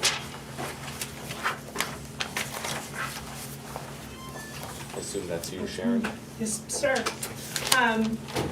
So Sharon Schilling, Chairman of the Veteran Services Committee. What's your name? I did. I said Sharon Schilling. Name, rank, Anyway, serial number? I know, right? 537 Bickford Road, just in case. I submitted this for last go-round, or the last select board meeting, but unfortunately I was sick, I wasn't able to attend, and then I was out of town. 2 years ago, I believe it is, at town hall meeting, may not now be 3, the town had to vote and ratify to re-engage, reconsider, redo the veteran service credit for homeowners. What the town, I don't believe, understood at that time is there was a new RSA, 7228B, that had been voted into being in the summer of that year. The difference is that under 7228, there are caveats for individuals and during time periods that you had to have been a war veteran. And there were individuals who are axed out of that program due to the time frame that they served, specifically individuals who served post-Korea, pre-Vietnam, and some post-Vietnam. Anybody who has served in the military with the war, the global war on terror going forward is considered a wartime veteran. That's never changed. Unfortunately, we do have veterans who are from those eras who, with their DD-214, do not qualify for the veterans tax credit. I believe, and I think the state went on to show that, they created the new RSA so that all veterans, if you are honorably discharged, and if you're the surviving spouse of a veteran, that you can be entitled to that credit if the town chose that RSA. This town did not have that option. We only voted on continuing with RSA 7228. The reason that we had to do the ratifying of that one is if we didn't ratify what we already had, we wouldn't have been able to offer $500 credits that year. So that's why we redid that one. To bring another one in would have been a whole nother process. But we had to do that particular one that we had where everyone would lose their credit. I don't know that I agree with that because the RSA gives you the option to choose between the two different RSAs, regardless. I think the point is moot. You're looking for us to vote in another credit to offer it to all It's not veterans. another credit, it's the same credit to all veterans but as it- opposed to, Any veteran who has, honorably served in the United States military and is designated as a veteran, which I believe all veterans should be entitled to it. I don't know the exact number of the difference that it will make. I do know there are at least a handful of individuals, 4, 5, 6 individuals who have approached me about over the last 2 years. So I know it'll make a difference to them.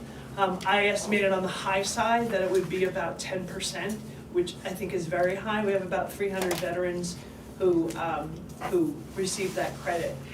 We only have 140. 140. Then why did? currently receiving.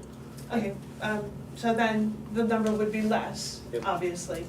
There's potentially 300 veterans in town that would be eligible for this credit, with that all around. So we would go from 140 to potentially 300 credits available for people. That's what my assessor told. That's what your assessor tells you. And it's not that the tax collector told me, so. Oh. So regardless, I do think that it's something that should be considered. And I'd like the selectmen to put the warrant article on it, to let the town decide. I don't have a problem putting it on I don't at have a all. problem with that. Not at all, good thing. Linda, it looks like in our books you had wording from DRA that would suit.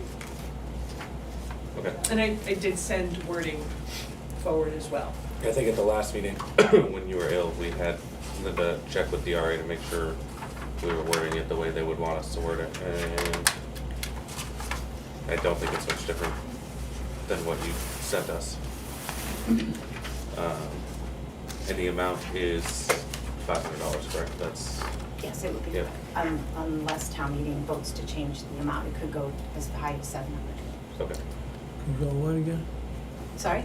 It can go as high as 700.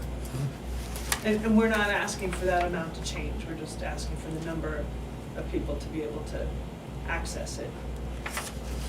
So it sounds like this board's good with adding it to the warrant. Thank you. Thank you, Chair. Yeah, I'm good.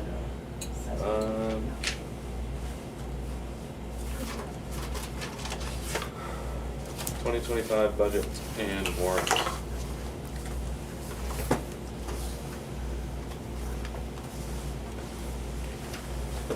I've tried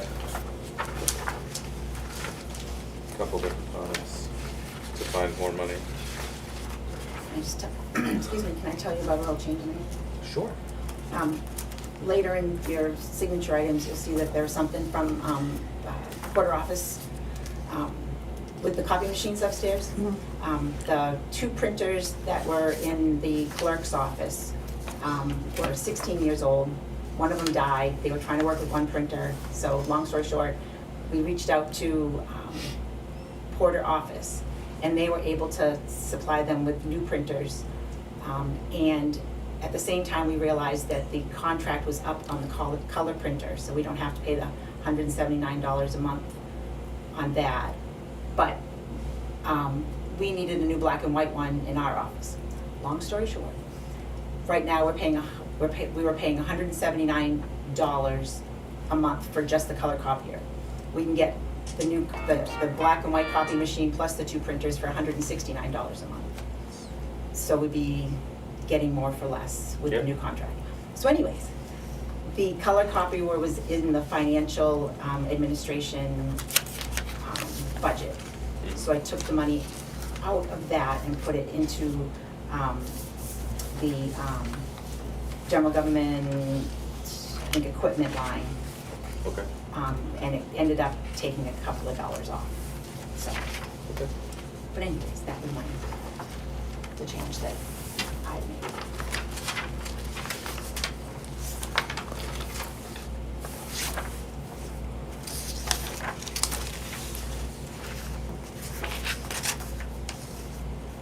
Any questions, concerns, or recommendations from the board regarding the budget? Let's see. Oh, so, I think with the budget being tight this year, we had talked about a departmental floater between, Linda and Kate's office and, code enforcement and police department. I'm gonna say that's very much not in the budget this year. Did we So- put that money in there, Linda? We didn't know. I just left the line. Left the line, but left it blank. Yeah. So Linda, I don't know how that affects your existing line for, or previous existing line for $6,000. That was kind of for an office assistant that helped you guys out. I ended up just using that elsewhere in the executive budget and then just made a blank line over, so. Should we put that back as an item to have office support for you guys? Oh, Kate and I were actually talking about it, and the $6,000 would really only be somebody like 5 hours a week. And I don't know as though you'd get somebody to do. How much of it did we use this year? We did it. We didn't have anybody to fill it. It used to be Emily, and Emily's just, she's in town. She would come and spend 2 hours, and she wouldn't mind, but here and there whenever we needed it. But she was a unique situation. I don't think that we'd find someone who would be willing to come in. So we did find. So where did the 6 get? I moved some of it like into Kate's line. I want to say I moved some of it into fees because QuickBooks went up. Let's see. That's under executive? Yes. Fees, Kate's line.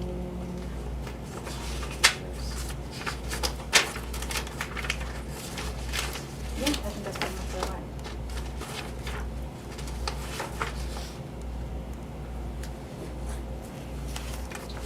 Okay, looks like you have a note that some went to general government buildings as well?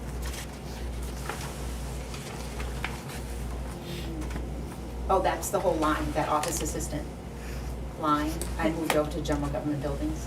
Oh, okay. Because the theory was that it wouldn't just be an executive, it was gonna be like you said, the Floater, floater, so I said.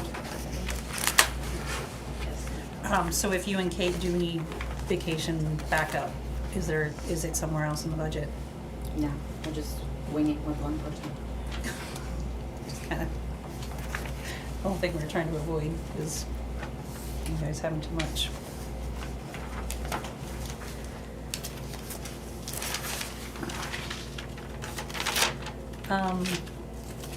General comment, kind of following up on a conversation earlier, and I said it, I thought I had said it previously, I can't remember. That kind of onto the org chart piece of it that Sharon had mentioned earlier. If we have an open position reflected in the org chart, but more importantly, reflected in the budget. So if any department has any open positions, say hypothetically, the transfer station went down one. If there's going to be an increase in that department, or if you're going to keep it as is and keep that open position, so things like that. Yeah. So if there are open positions that they're in the budget, so when we hire someone, we have it. And I think that would kind of be reflected in an org chart, I guess. So I guess I would ask each of the department heads to let us know if they have any open positions.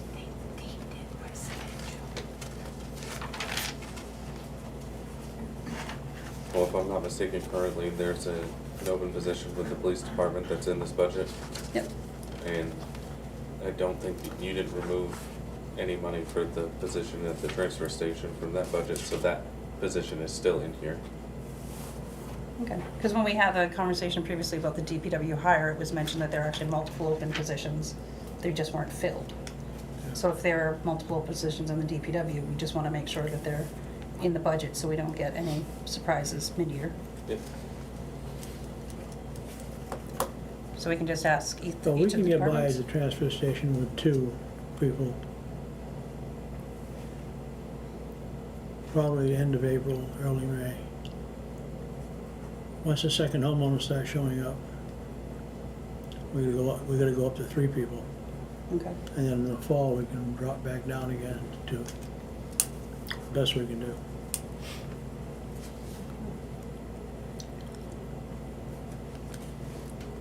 So need to start hiring March or look at, Yeah, unless we can take someone inside. Then we've got 2 other part-timers that work for DPW. How do you go with Josh? The 2 people that do the beaches, the ball fields and all that, and cemeteries, once they get the cemeteries done for Memorial Day, one of them could come up, not even for a full 9-hour day, they could come up for a 6-hour day. I mean, that's the way I run budget. Not everybody has to be there. You know, we got, one guy comes in at 6, I come in at 7. If the next guy came in at 10, work till 2, go home. just make sure you're well-staffed for that last 15-minute club. You never will staff for that last 15 minutes, no matter how hard you try. Okay. So, kind of along the lines of requesting department heads, and letting us know if they have positions and make sure that they're added to the budget. Related is the CIP. We only got feedback from Code, Library, and Rec, and the police department did provide updated mileage. We don't have details like year purchased, which would just be helpful to have in there. But we don't have any updates from transfer station, DPW Highway, Parks and Rec, Emergency Management, Fire Department, and General Government. Linda, would you say General Government is good, because you had provided that stuff? I thought that was the list that I had given you. Yep, so I just want to make sure this, the latest version was reflected that. That was all in there. Okay, right, so then it's just DPW, Emergency Management, and Fire Department haven't provided I'll any give feedback. Josh the numbers that I think we need, gonna need up there. Okay. Probably 7, 8 years out. Paving. Yep. That'll be big. We're losing the parking lot. Okay, so Linda sent out multiple requests to the department heads for this. Do we want to, I don't know, I mean, we need it to be I planning the wouldn't- budget. So why don't we invite in DPW? Does the police department have to? We need year purchased and parts and repairs. But I think parts and repairs are actually probably in QuickBooks somewhere. Not per vehicle. Okay, so maybe that would have to come. The Old Town reports might show. Yeah, I actually did go into the Old Town reports and get the 2023, I Should think. have vehicle maintenance, you know, Yep. thing, not every little tiny thing, but. Yep, no, I did pull the 2023 and 2024. I guess we can ask them for that now. So, That would probably come out of the iWorks, maybe. The what? The iWorks Yep. program. Yep. Should have that, I think. well, that being the case, let's just, now that we know we need them, can we make sure the department heads are at the next meeting? Sure. DPW, fire department, and police department? Yeah. Are those the ones we need? Yep. Good question here. Can you give them a deadline, please? Because the budget committee uses that information, and without it, we've been waiting for a month, over a month, since beginning of November, I believe. Yeah, because we definitely want to be using that as intended as the tool to help us plan, help us determine if we have the money we need to purchase equipment that we're going to need in the next 5, 10, 20 years. Something that came up in reconciling end-of-year rec funds, I contributed my part with the square reports, was the amount of different people, labor, tracking. I mean, Linda and Kate, God bless them, used to take every single check and write it down and track it and all this other stuff. Then it went to the rec director, and then I've just been pulling the square reports to provide what people paid through square. But it's a village to put together the financial information for every payment, for every source of revenue, and then making it match with the registrations and stuff like that. It was proposed or asked, is there anything that can be done in terms of budget for some kind of bookkeeper for the rec revenue? Someone to be, again, not a huge amount of anything, but is there some way that can be done by a financial person? And is there any way in the budget that can happen?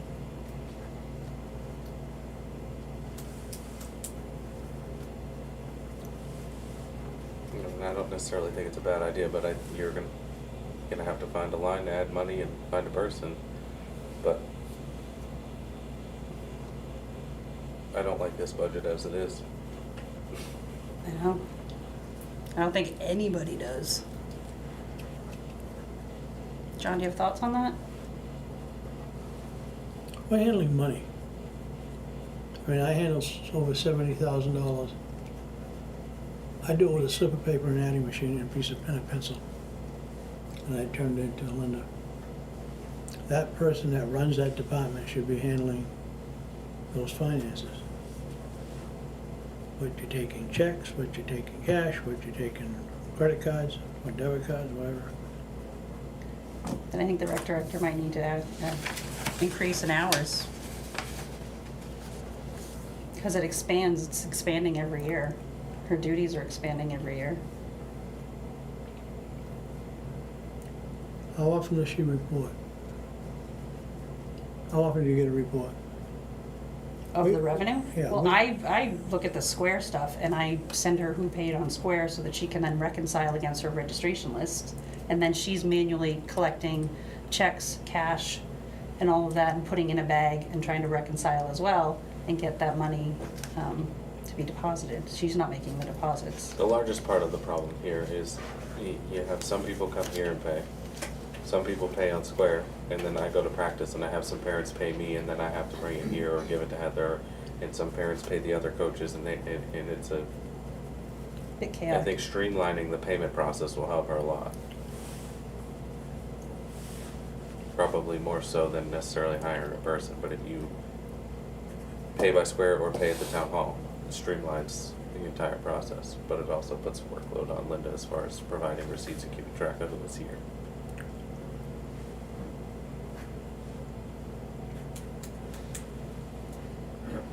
Because, I volunteer and set up the Square website and pull the reports, and provide that information because I'm just comfortable in that website spreadsheet realm. But it takes me a lot of time too, my volunteer time to do that.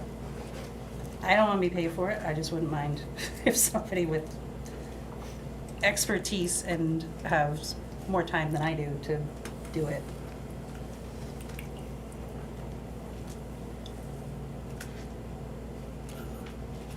I don't think there's a place in the budget for it this year, with the way it is.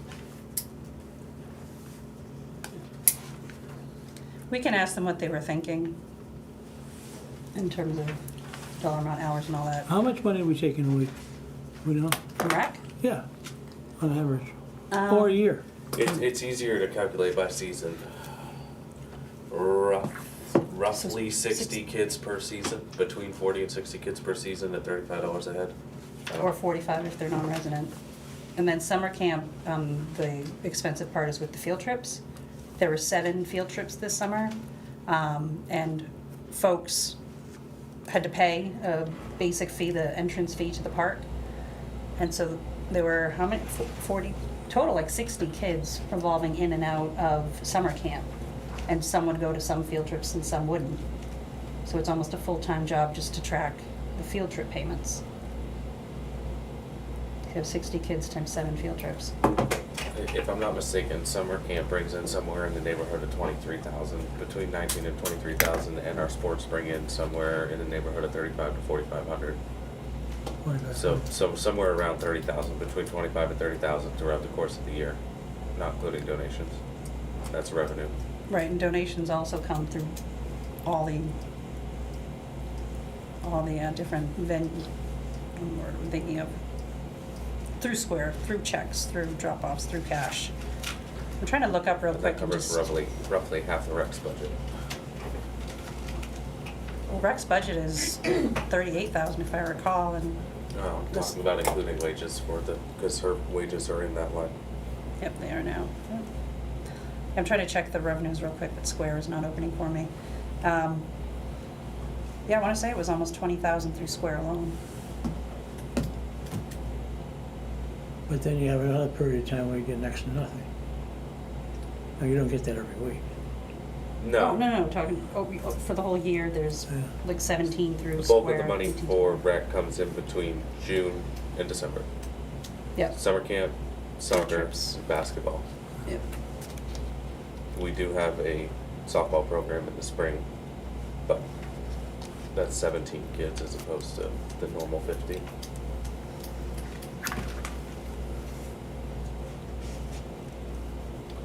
Alright. I don't think there's room in the budget for something like that right now, but we can get more information for what they were looking for. Yep. Any other comments, questions, concerns, or cuts for the budget? I have a concern that the grader might not pass, so I would like to make sure that we have at least a plan B and C. Well, if the grader doesn't pass, we have to amend it on the floor and increase DPW's line to cover a rental. But And can just we- to be clear, if the grader doesn't pass, we're out $32,000. Yep, So, and interest, I think. and we're out the ability to grade a lot of freaking roads in town when we can't find a grader. Yep, yep, And the ability to plow with that wing when Yep. we can't find a grader. yep, but there's, I'll jokingly use the term civil unrest. So I just want to make sure that we have backup plans, and I don't think having backup plans is a bad thing. So can we just confirm with the DPW that there are backup plans just in case? I mean, we really should. Can you ask Josh to get us a number on what it would cost to rent a grader About based three- on how often we use it? About 3,000 a week. Right. Just to get us a final number at the end of the year, what he thinks it would cost for a rental. If we were to have to budget a line for greater rental, how much do we need to put in it? And 'Cause that way, if it doesn't pass, we can amend it on the floor. Because at a budget committee meeting way back, he had said that it was approximately 1 week in the spring, 1 week in the fall, and then as needed in between, and yes, plowing. That as needed in between can be not Depending on at the year. all to every week. Yep, agreed, depending. agreed. But I think we just need to have backup plans. Yeah. And can we just continue to also, hopefully, be shopping around just to see what else becomes available as Plan C? I know I'm gonna hear that there's nothing else available, there's no villas in Tuscany, but if we could at least show that we've tried.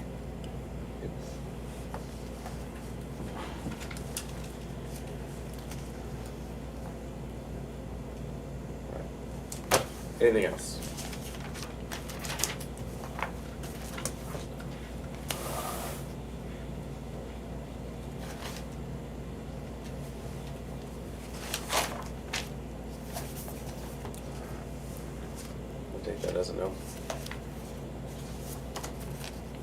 what are we doing about the police cruiser? We still on board with that? It's on the CIP and it is a warrant article for, I think, $14,000 for the first year, but a total cost of $66,000. 63. 63, thank you. And those are estimates. Those are Yeah. estimates. I was speaking with Chief April, and he does believe it's possible to get one so closer to 51,000. Fantastic. One thing that's come up, budget committee meeting has come up here too, is that the detailed drawdown reports, John, you had mentioned that we used to get them in years past, by department. Like the drawdown report, but with details about more specific spending within the office line or within the.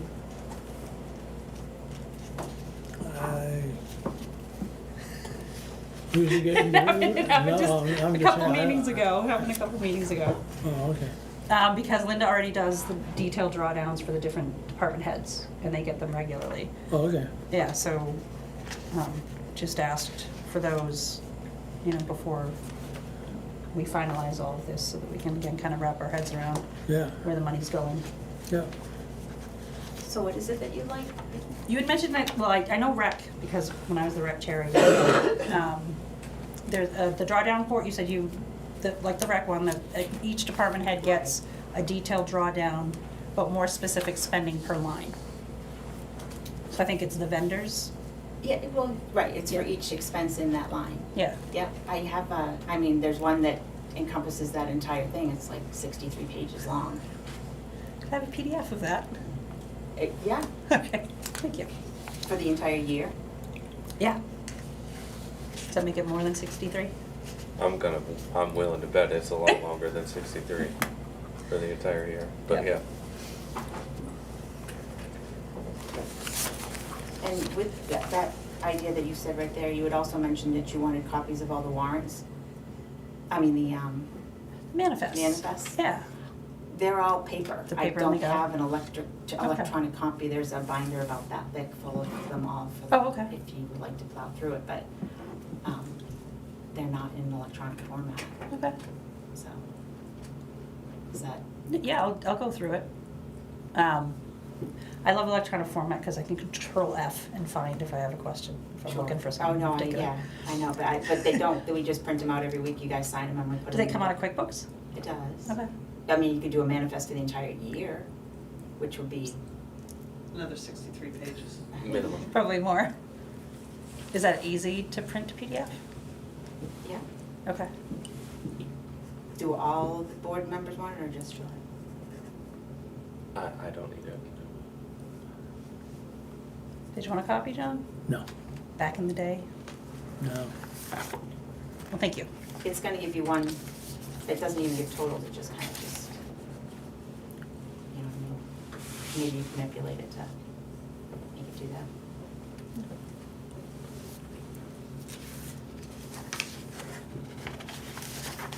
And then it looks, are we still talking budget and warrants, or is this a separate item, the Conservation Commission? That's a separate item. Okay. I just wanted to get all the questions and concerns regarding the budget and the warrant, and then we'll get to the Conservation Commission specifically when we're done. Okay.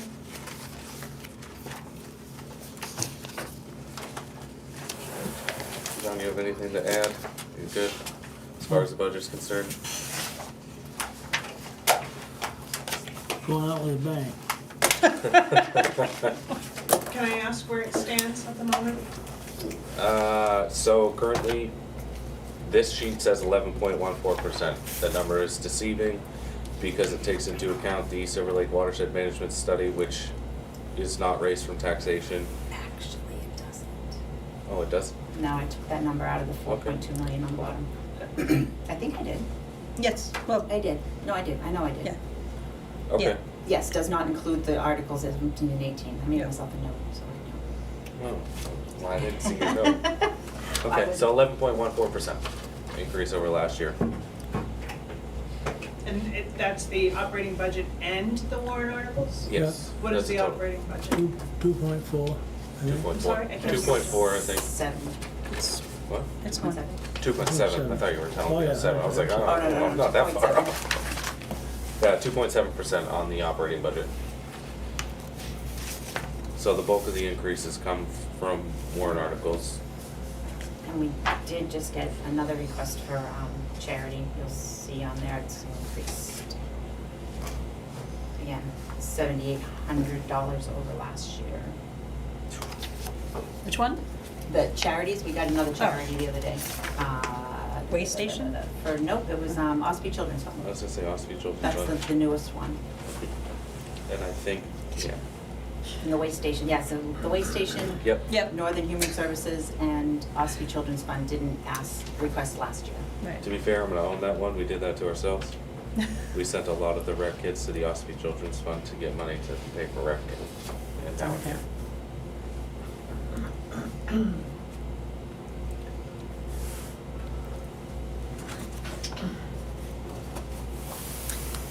So the Ospey Children's Fund pays up to $600 per camper, and 10 at least? Probably close to 10 last year. At least 10 campers, so $6,000. They were kind enough to help kids go to camp, and they're only asking for $2,500. So it's more than a generous trade-off. All right, we will jump specifically to the Conservation Commission warrant article requests.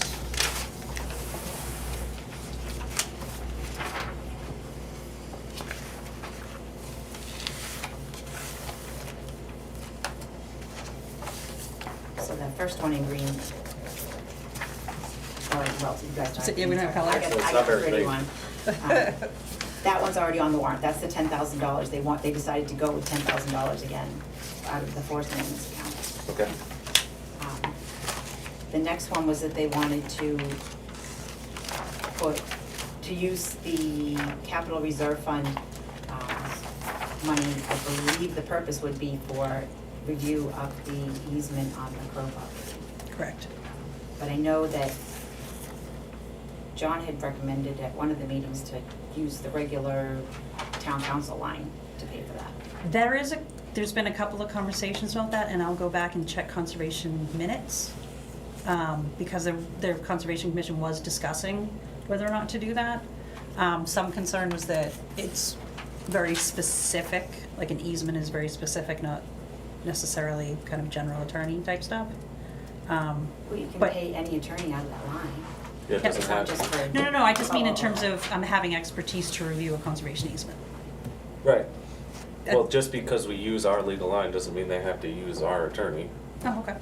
Yeah, that's, cause, Yeah. yeah, we pay the cable thing out of that, we paid Cordell out of that, and if we I've paid, what's the word I'm looking for, personnel attorneys out of that line in the past. Do we know how much money is in the capital reserve account? Yeah, it should say on your, Is it 60 something? Next time, just. How much? I'm gonna look 60? About myself. 66,000. 66. You were so quiet, I forgot you were over there. oh, yes, I'm sorry, it's not on there yet. I mean, if they have the money in a capital reserve account and we don't have to use our legal line or raise it from taxation, I'd rather see that.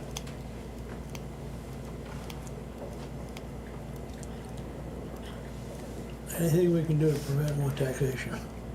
Marcia, So I guess that, We've never drawn anything off of that account, and it just seems like this would be a perfectly appropriate reason to take money out, and in doing it from there wouldn't increase the taxation level for anyone. Yep.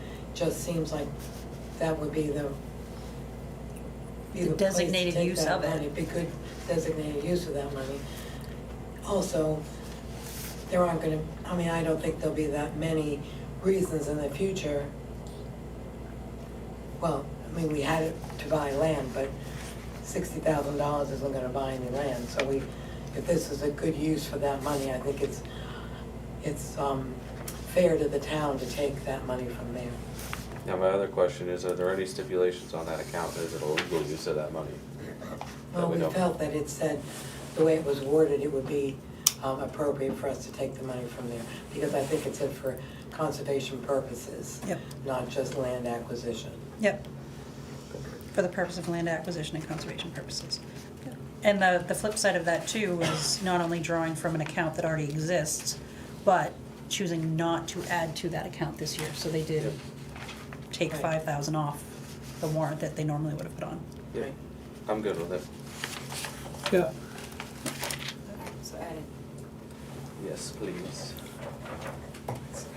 And again, that's like, kind of like the SLAM watershed management study where it's kind of a $0 impact. $0 impact. And there's one on page 2 there, they want to create an expendable trust fund for purposes of scholarship and education. Because I think that was originally in as a budget line, but then it was suggested that it be treated separately as an ETF.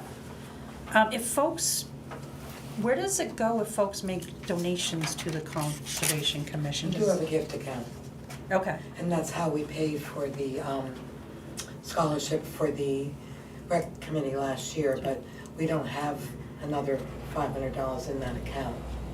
And I believe initially when we wanted to do these scholarship for the students of the town, we thought we would be able to use money from the forest management account because we had used that for similar things in the past, and in our opinion, it fell under the guise of that account. But our legal attorney has said that that fund can only be used for forest management. So therefore, then we had no funding for any of these scholarships. And last year, we didn't have anyone from the school apply. We were thinking Tin Mountain or something similar to camp. And so we contacted Green Mountain Conservation, and they did multiple programs at rec, which I thought was a good idea because it included more children than just one person getting a scholarship. So if someone applies for a scholarship, we have that opportunity, but if no one does, then we could put that towards the rec program in the summer to do environmental programs for the rec program. by putting it as a warrant, it puts it out again to the legislative body as to whether or not they want. Yeah, Right, I mean, with that, typically too. we don't put anything under $2,500 as its own article, is that right? Usually 10,000. 10,000, Oh, wow. something, but for what we're looking to do with it, I think it's the appropriate place for Kind it. of charitable purposes. I don't know how else we can do it at the Yeah. moment. I mean, I'd like to figure out a different way to fund something like that within the organization, but at the moment, it doesn't seem possible. I'm okay with the warrant article. Yep.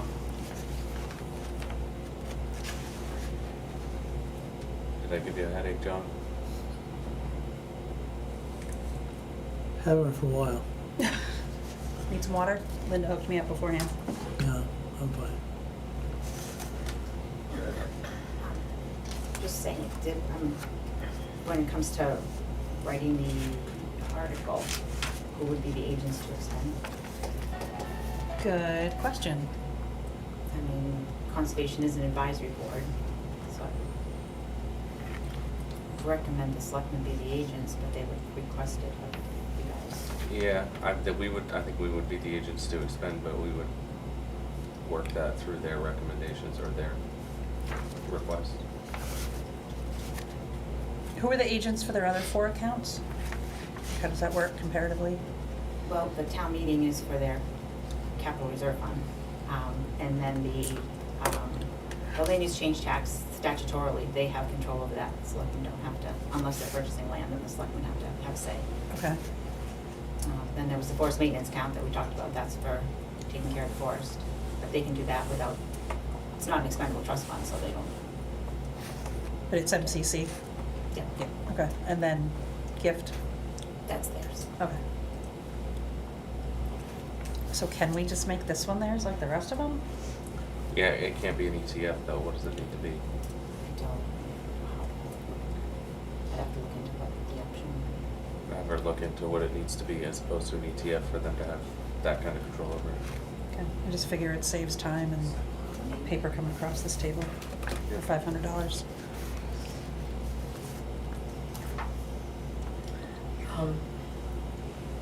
I was just thinking if we didn't spend it, we can spend it because we have the rec program, so if nobody applied, then it would go to the rec program. I just, for a minute, how would that float over, but it wouldn't.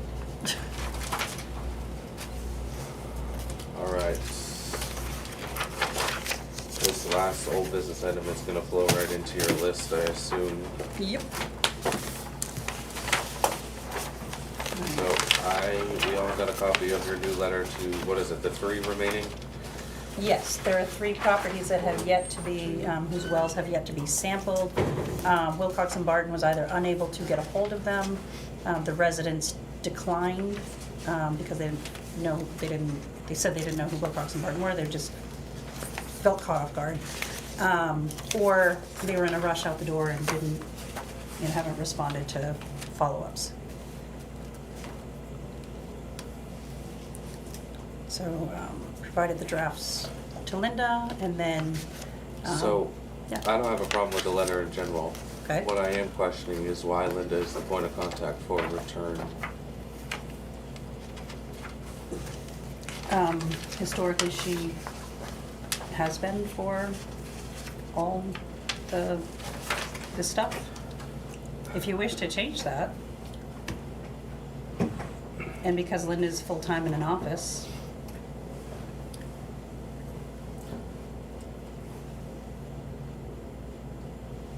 She follows everything to you.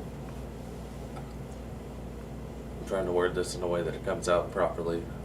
But I voted no, obviously, that's been clear as day, to remove Mike and appoint you to this position. okay, And my reasoning was this exactly. Because if Mike was handling it, Mike would be getting all of the information. He wouldn't have to involve other members of the town hall to do his work for him. I'm not saying you're doing a bad job. What I'm saying is I think you need to be the point of contact if this is how it's going to go, so that we don't overwhelm the ladies upstairs with something that would have been shifted on the other side of the office. So I think that in this letter that your email needs to be the point of contact, if that's how this is gonna go.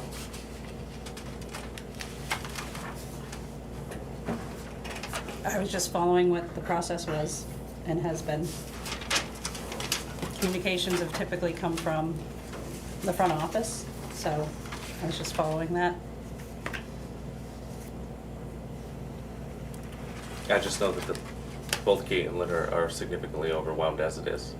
And all this will do is make it worse, including anything from Wilcox and Barton and that sort of thing. It would typically go through the person in charge, and right now, that was voted to be you. Okay. And I'd rather see that than overwhelm them on top of what they currently have. So this is 3 letters going out to folks we haven't been able to test. Yep, I mean, we have residents who have the water and they're contacting me directly, so. Do all these people, they don't have water yet? We had not tested them yet. Okay. They're folks, like I said, who were taken aback, didn't quite know what was happening, because they're presented with, I gave you guys a copy of the letter Yeah. that Wilcox and Barton has sent to people, and their access agreement.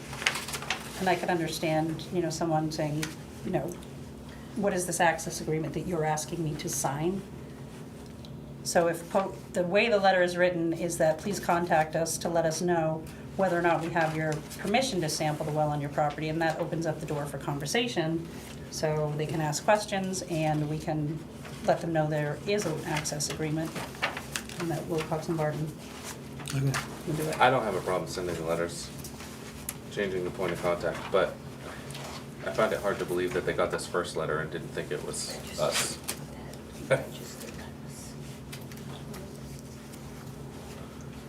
Because if I'm not mistaken, this Wilcox and Barton version was also sent to all of these people. It was, yep. And it says on behalf of the town of Madison. So I'm not sure how much of a difference our letter is gonna make over the one that they have with a pretty official letterhead. A note that says on behalf of the town of Madison, and a pretty specific form to fill out for an access agreement. I don't know that our letter's gonna do any different, but I would we can send them. Send it. Yeah. Well, that's the only point of contact. Yep. I have a question. Will these letters be going registered? So that you can track that they actually got them? Probably should at this Yeah. point, where it's only 3, Yep. and they haven't responded yet, so. Alright.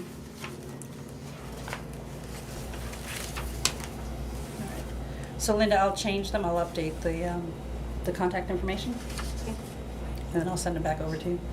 Did I leave you enough margin at the top to, a little bit more, yeah, Please, okay. yes. Roll that right into your list, Joy. Alright. Just make sure I write my note first. Okay. So that's the letters. Kind of relevant. I printed those out right before I came, so I apologize. They weren't in your books. But that's just kind of an update of this recent fall sampling. So I showed how many wells have been tested, how many still need to be sampled, so it's the 3. And I have the note that the letters are ready to be sent to these 3 owners.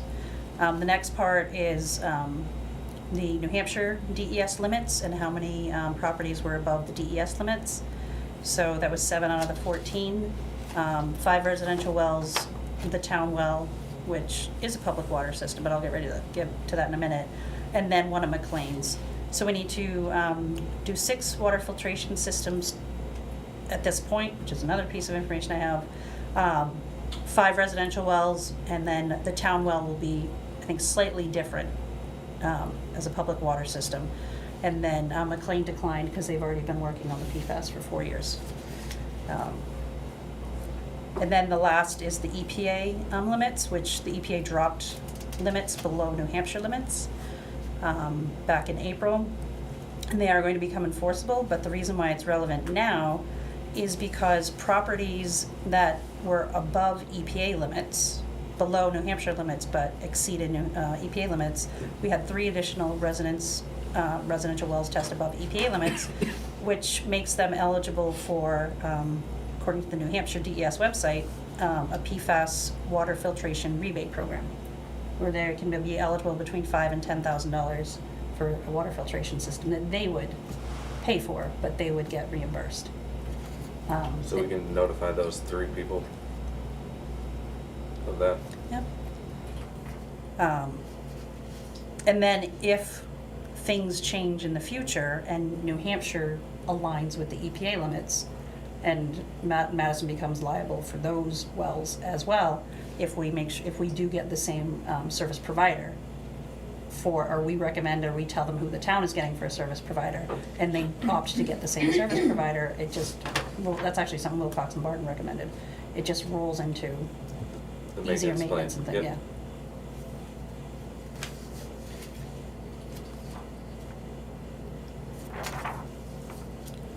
So I'll draft a letter to these, and I'd also like to just notify the people who are already receiving water. Linda has did the residents get the calendar, or is that just something that came out recently, like for 2025? The No, calendar I- of deliveries? I just sent that to you. Okay. I'd like to send that to the residents who are getting water, and, because I do have folks contacting me and kind of asking questions and stuff, so if I can just have them put that on their fridge so they know when the water deliveries are coming, and if they have questions, I can give them my contact information if they want to make changes. Because the resident who was using a lot of water now has a large buildup of bottles, so they asked to go back down. So Linda was kind enough to arrange that. Okay, so I'll send out another letter about the rebates. Okay. And then the folks who are getting water. Okay. And then, so spoke with Doug at DES, and we do qualify as a public water system. And the question becomes, are we transient, meaning not full-time people, or non-transient, meaning there are folks in the building 20 hours a week for 6 months out of the year, or at least 4 days out of the week, or annually, which would kind of be equivalent of 6 months kind of thing. So I don't think we are non-transient. I think we are only transient because you have to have 25 people who are non-transient, as in drinking. The water is available for them to drink because they're in the building 20 hours or more a week. So for example, DPW, if they're out you know, maintaining roads and they're not in the garage, you know, 20 hours a week to drink that water. So if my head count is right, Linda, there's just 5 people upstairs who would be 20 hours a week. Correct. Library is 1, police department, I don't know if chief does 20 hours here, so we don't meet 25 is the short version. And so we are a public water system, but we are a transient public water system. What does that mean? Transient, that means that we still have to do testing, but the testing is less than if we were non-transient. And we typically, you don't test for PFAS if you're transient, but obviously we'll be doing that anyway. You test for bacteria, nitrites, nitrates kind of thing. And there's a schedule for that. So I have the application, spoke with what's required for it, and Doug said, after speaking with him, because he's like, well, you need a site plan and all that. I'm like, actually, we just did the site investigation, and I said it's up on One Stop. He's like, you probably don't even have to send it to me. I can just go to One Stop and look at it. So he needed to know the design flow, which is basically a number of users and how they're using it, and then the site stuff that he says you can get on DES. So this would actually be really quick process, he said, because we've already have all this information. And then I want to say it's like $100 and something a year. And then there's the testing.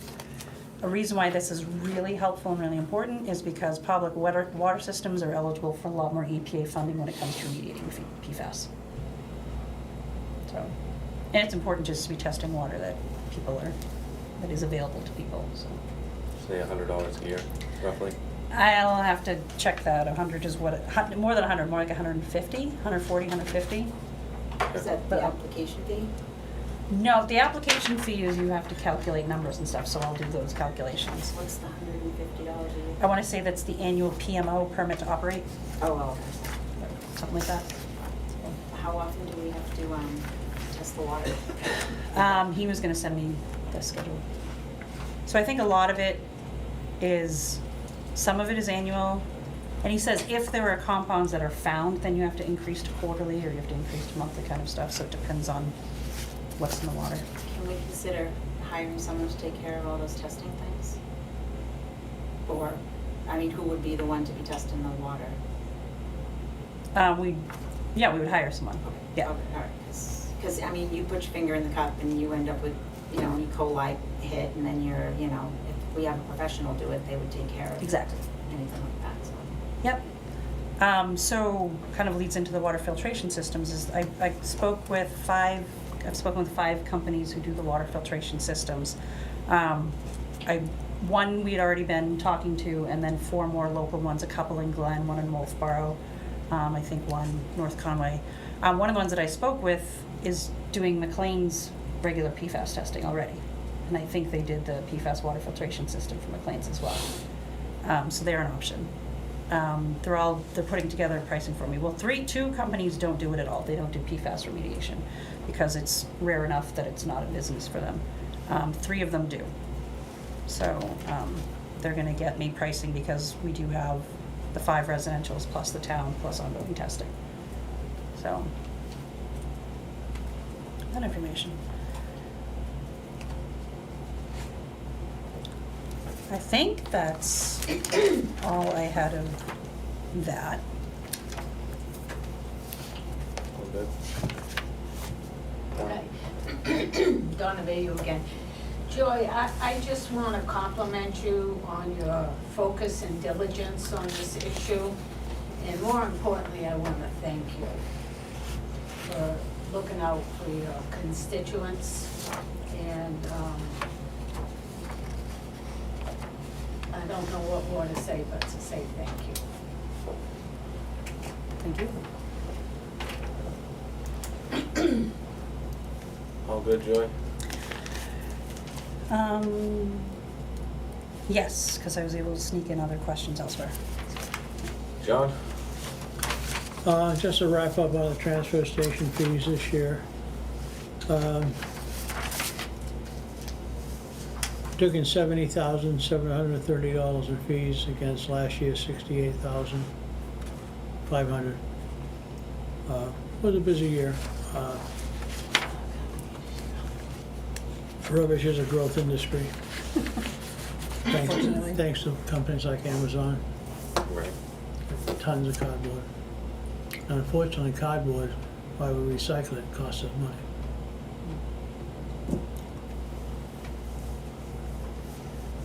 All right. But other than that, we're good.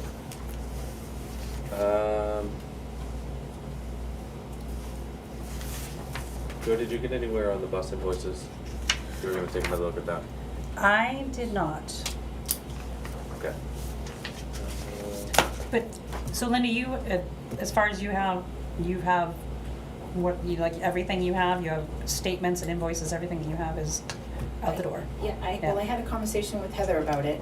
Okay. And they emailed the invoices, and I wanna say, I'm using the number 20 invoices, and they were like, you know, Madison 1, Madison 2, but then there's like Madison 7, 8, 9, 10 that we don't have, Oh, that we never received. Okay. So if he's saying that we owe him money, It's probably that those. could be that section of invoices that we didn't get to pay. okay, So okay. I don't know the number off the top of my head, but All right, but just just group to of see my invoices, okay. theory. All right. We got a few attaboys this weekend for the DPW and cleaning up the roads, specifically Benfield Hollow. So just want to put that on the record, put it out there that we do sometimes hear good things. It's not all bad. As far as rec goes, basketball's in full swing. First game's tomorrow. We have our snowball January 25th. If anybody wants to come, I'll be giving out free dances, arm's length apart, but I'll be there. Linda?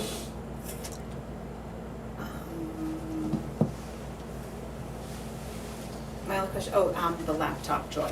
Was, Yeah, I started doing, shopping because it was 200 more than we had anticipated. Almost 300. It was Yeah. 1,077 versus the Yes. 800 that you thought it might be. Yeah, so I was trying to see if, if there was something Yeah. cheaper out there. That quote's good to But- the end of the month, so at least so I'll hold off for now. Is there anything he can, that he's added that isn't necessary, because it doesn't need to be a whiz bang, or? No, I know, I don't know how to read that. Yeah. Those statistics on it, what they mean and all that. I just Yeah. know that it was, Can I call him just to yeah. get, Yeah, just get no, details? send And it. his name is on everything's on the quote? Oh, I assume it would be, maybe, I I'll don't know, check. maybe, no, sometimes it's just like he got it off the Dell website and just sends it, but Okay. I can send you his contact. Okay, thank you. Anything else, Ethan? All right. Signature items.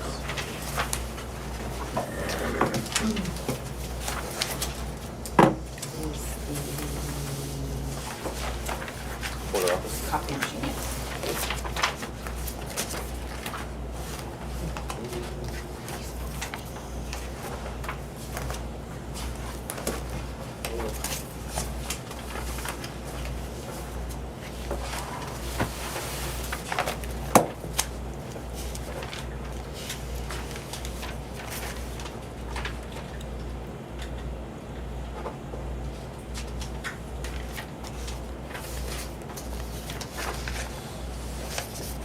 Oh, it's just me. Just Probably. you? Just me, yeah. Linda has to witness it later, but it's just my signature.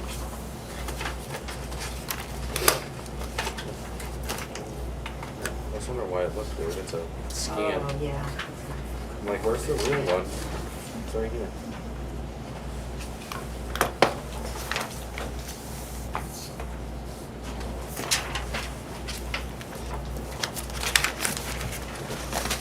That's all? Or is there anything keep going? No? Thank you. Thanks. Going on to E and C.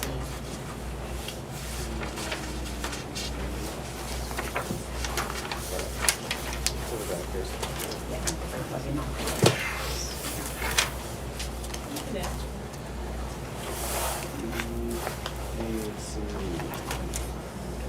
And then we'll have a little L. Oh, little L, no, I'm sorry, I didn't mean E, you're correct, sorry, it's little L. Alright, so C. Alright, so I'm gonna motion that we enter into non-public per RSA 91A:3, Roman numeral 2, little c, matters which if discussed in public would likely affect adversely the reputation of any person other than a member of the public body itself, unless such person requests an open meeting. This exemption shall extend to any application for assistance or tax abatement or waiver of a fee, fine, or other levy if based on inability to pay or poverty of the applicant.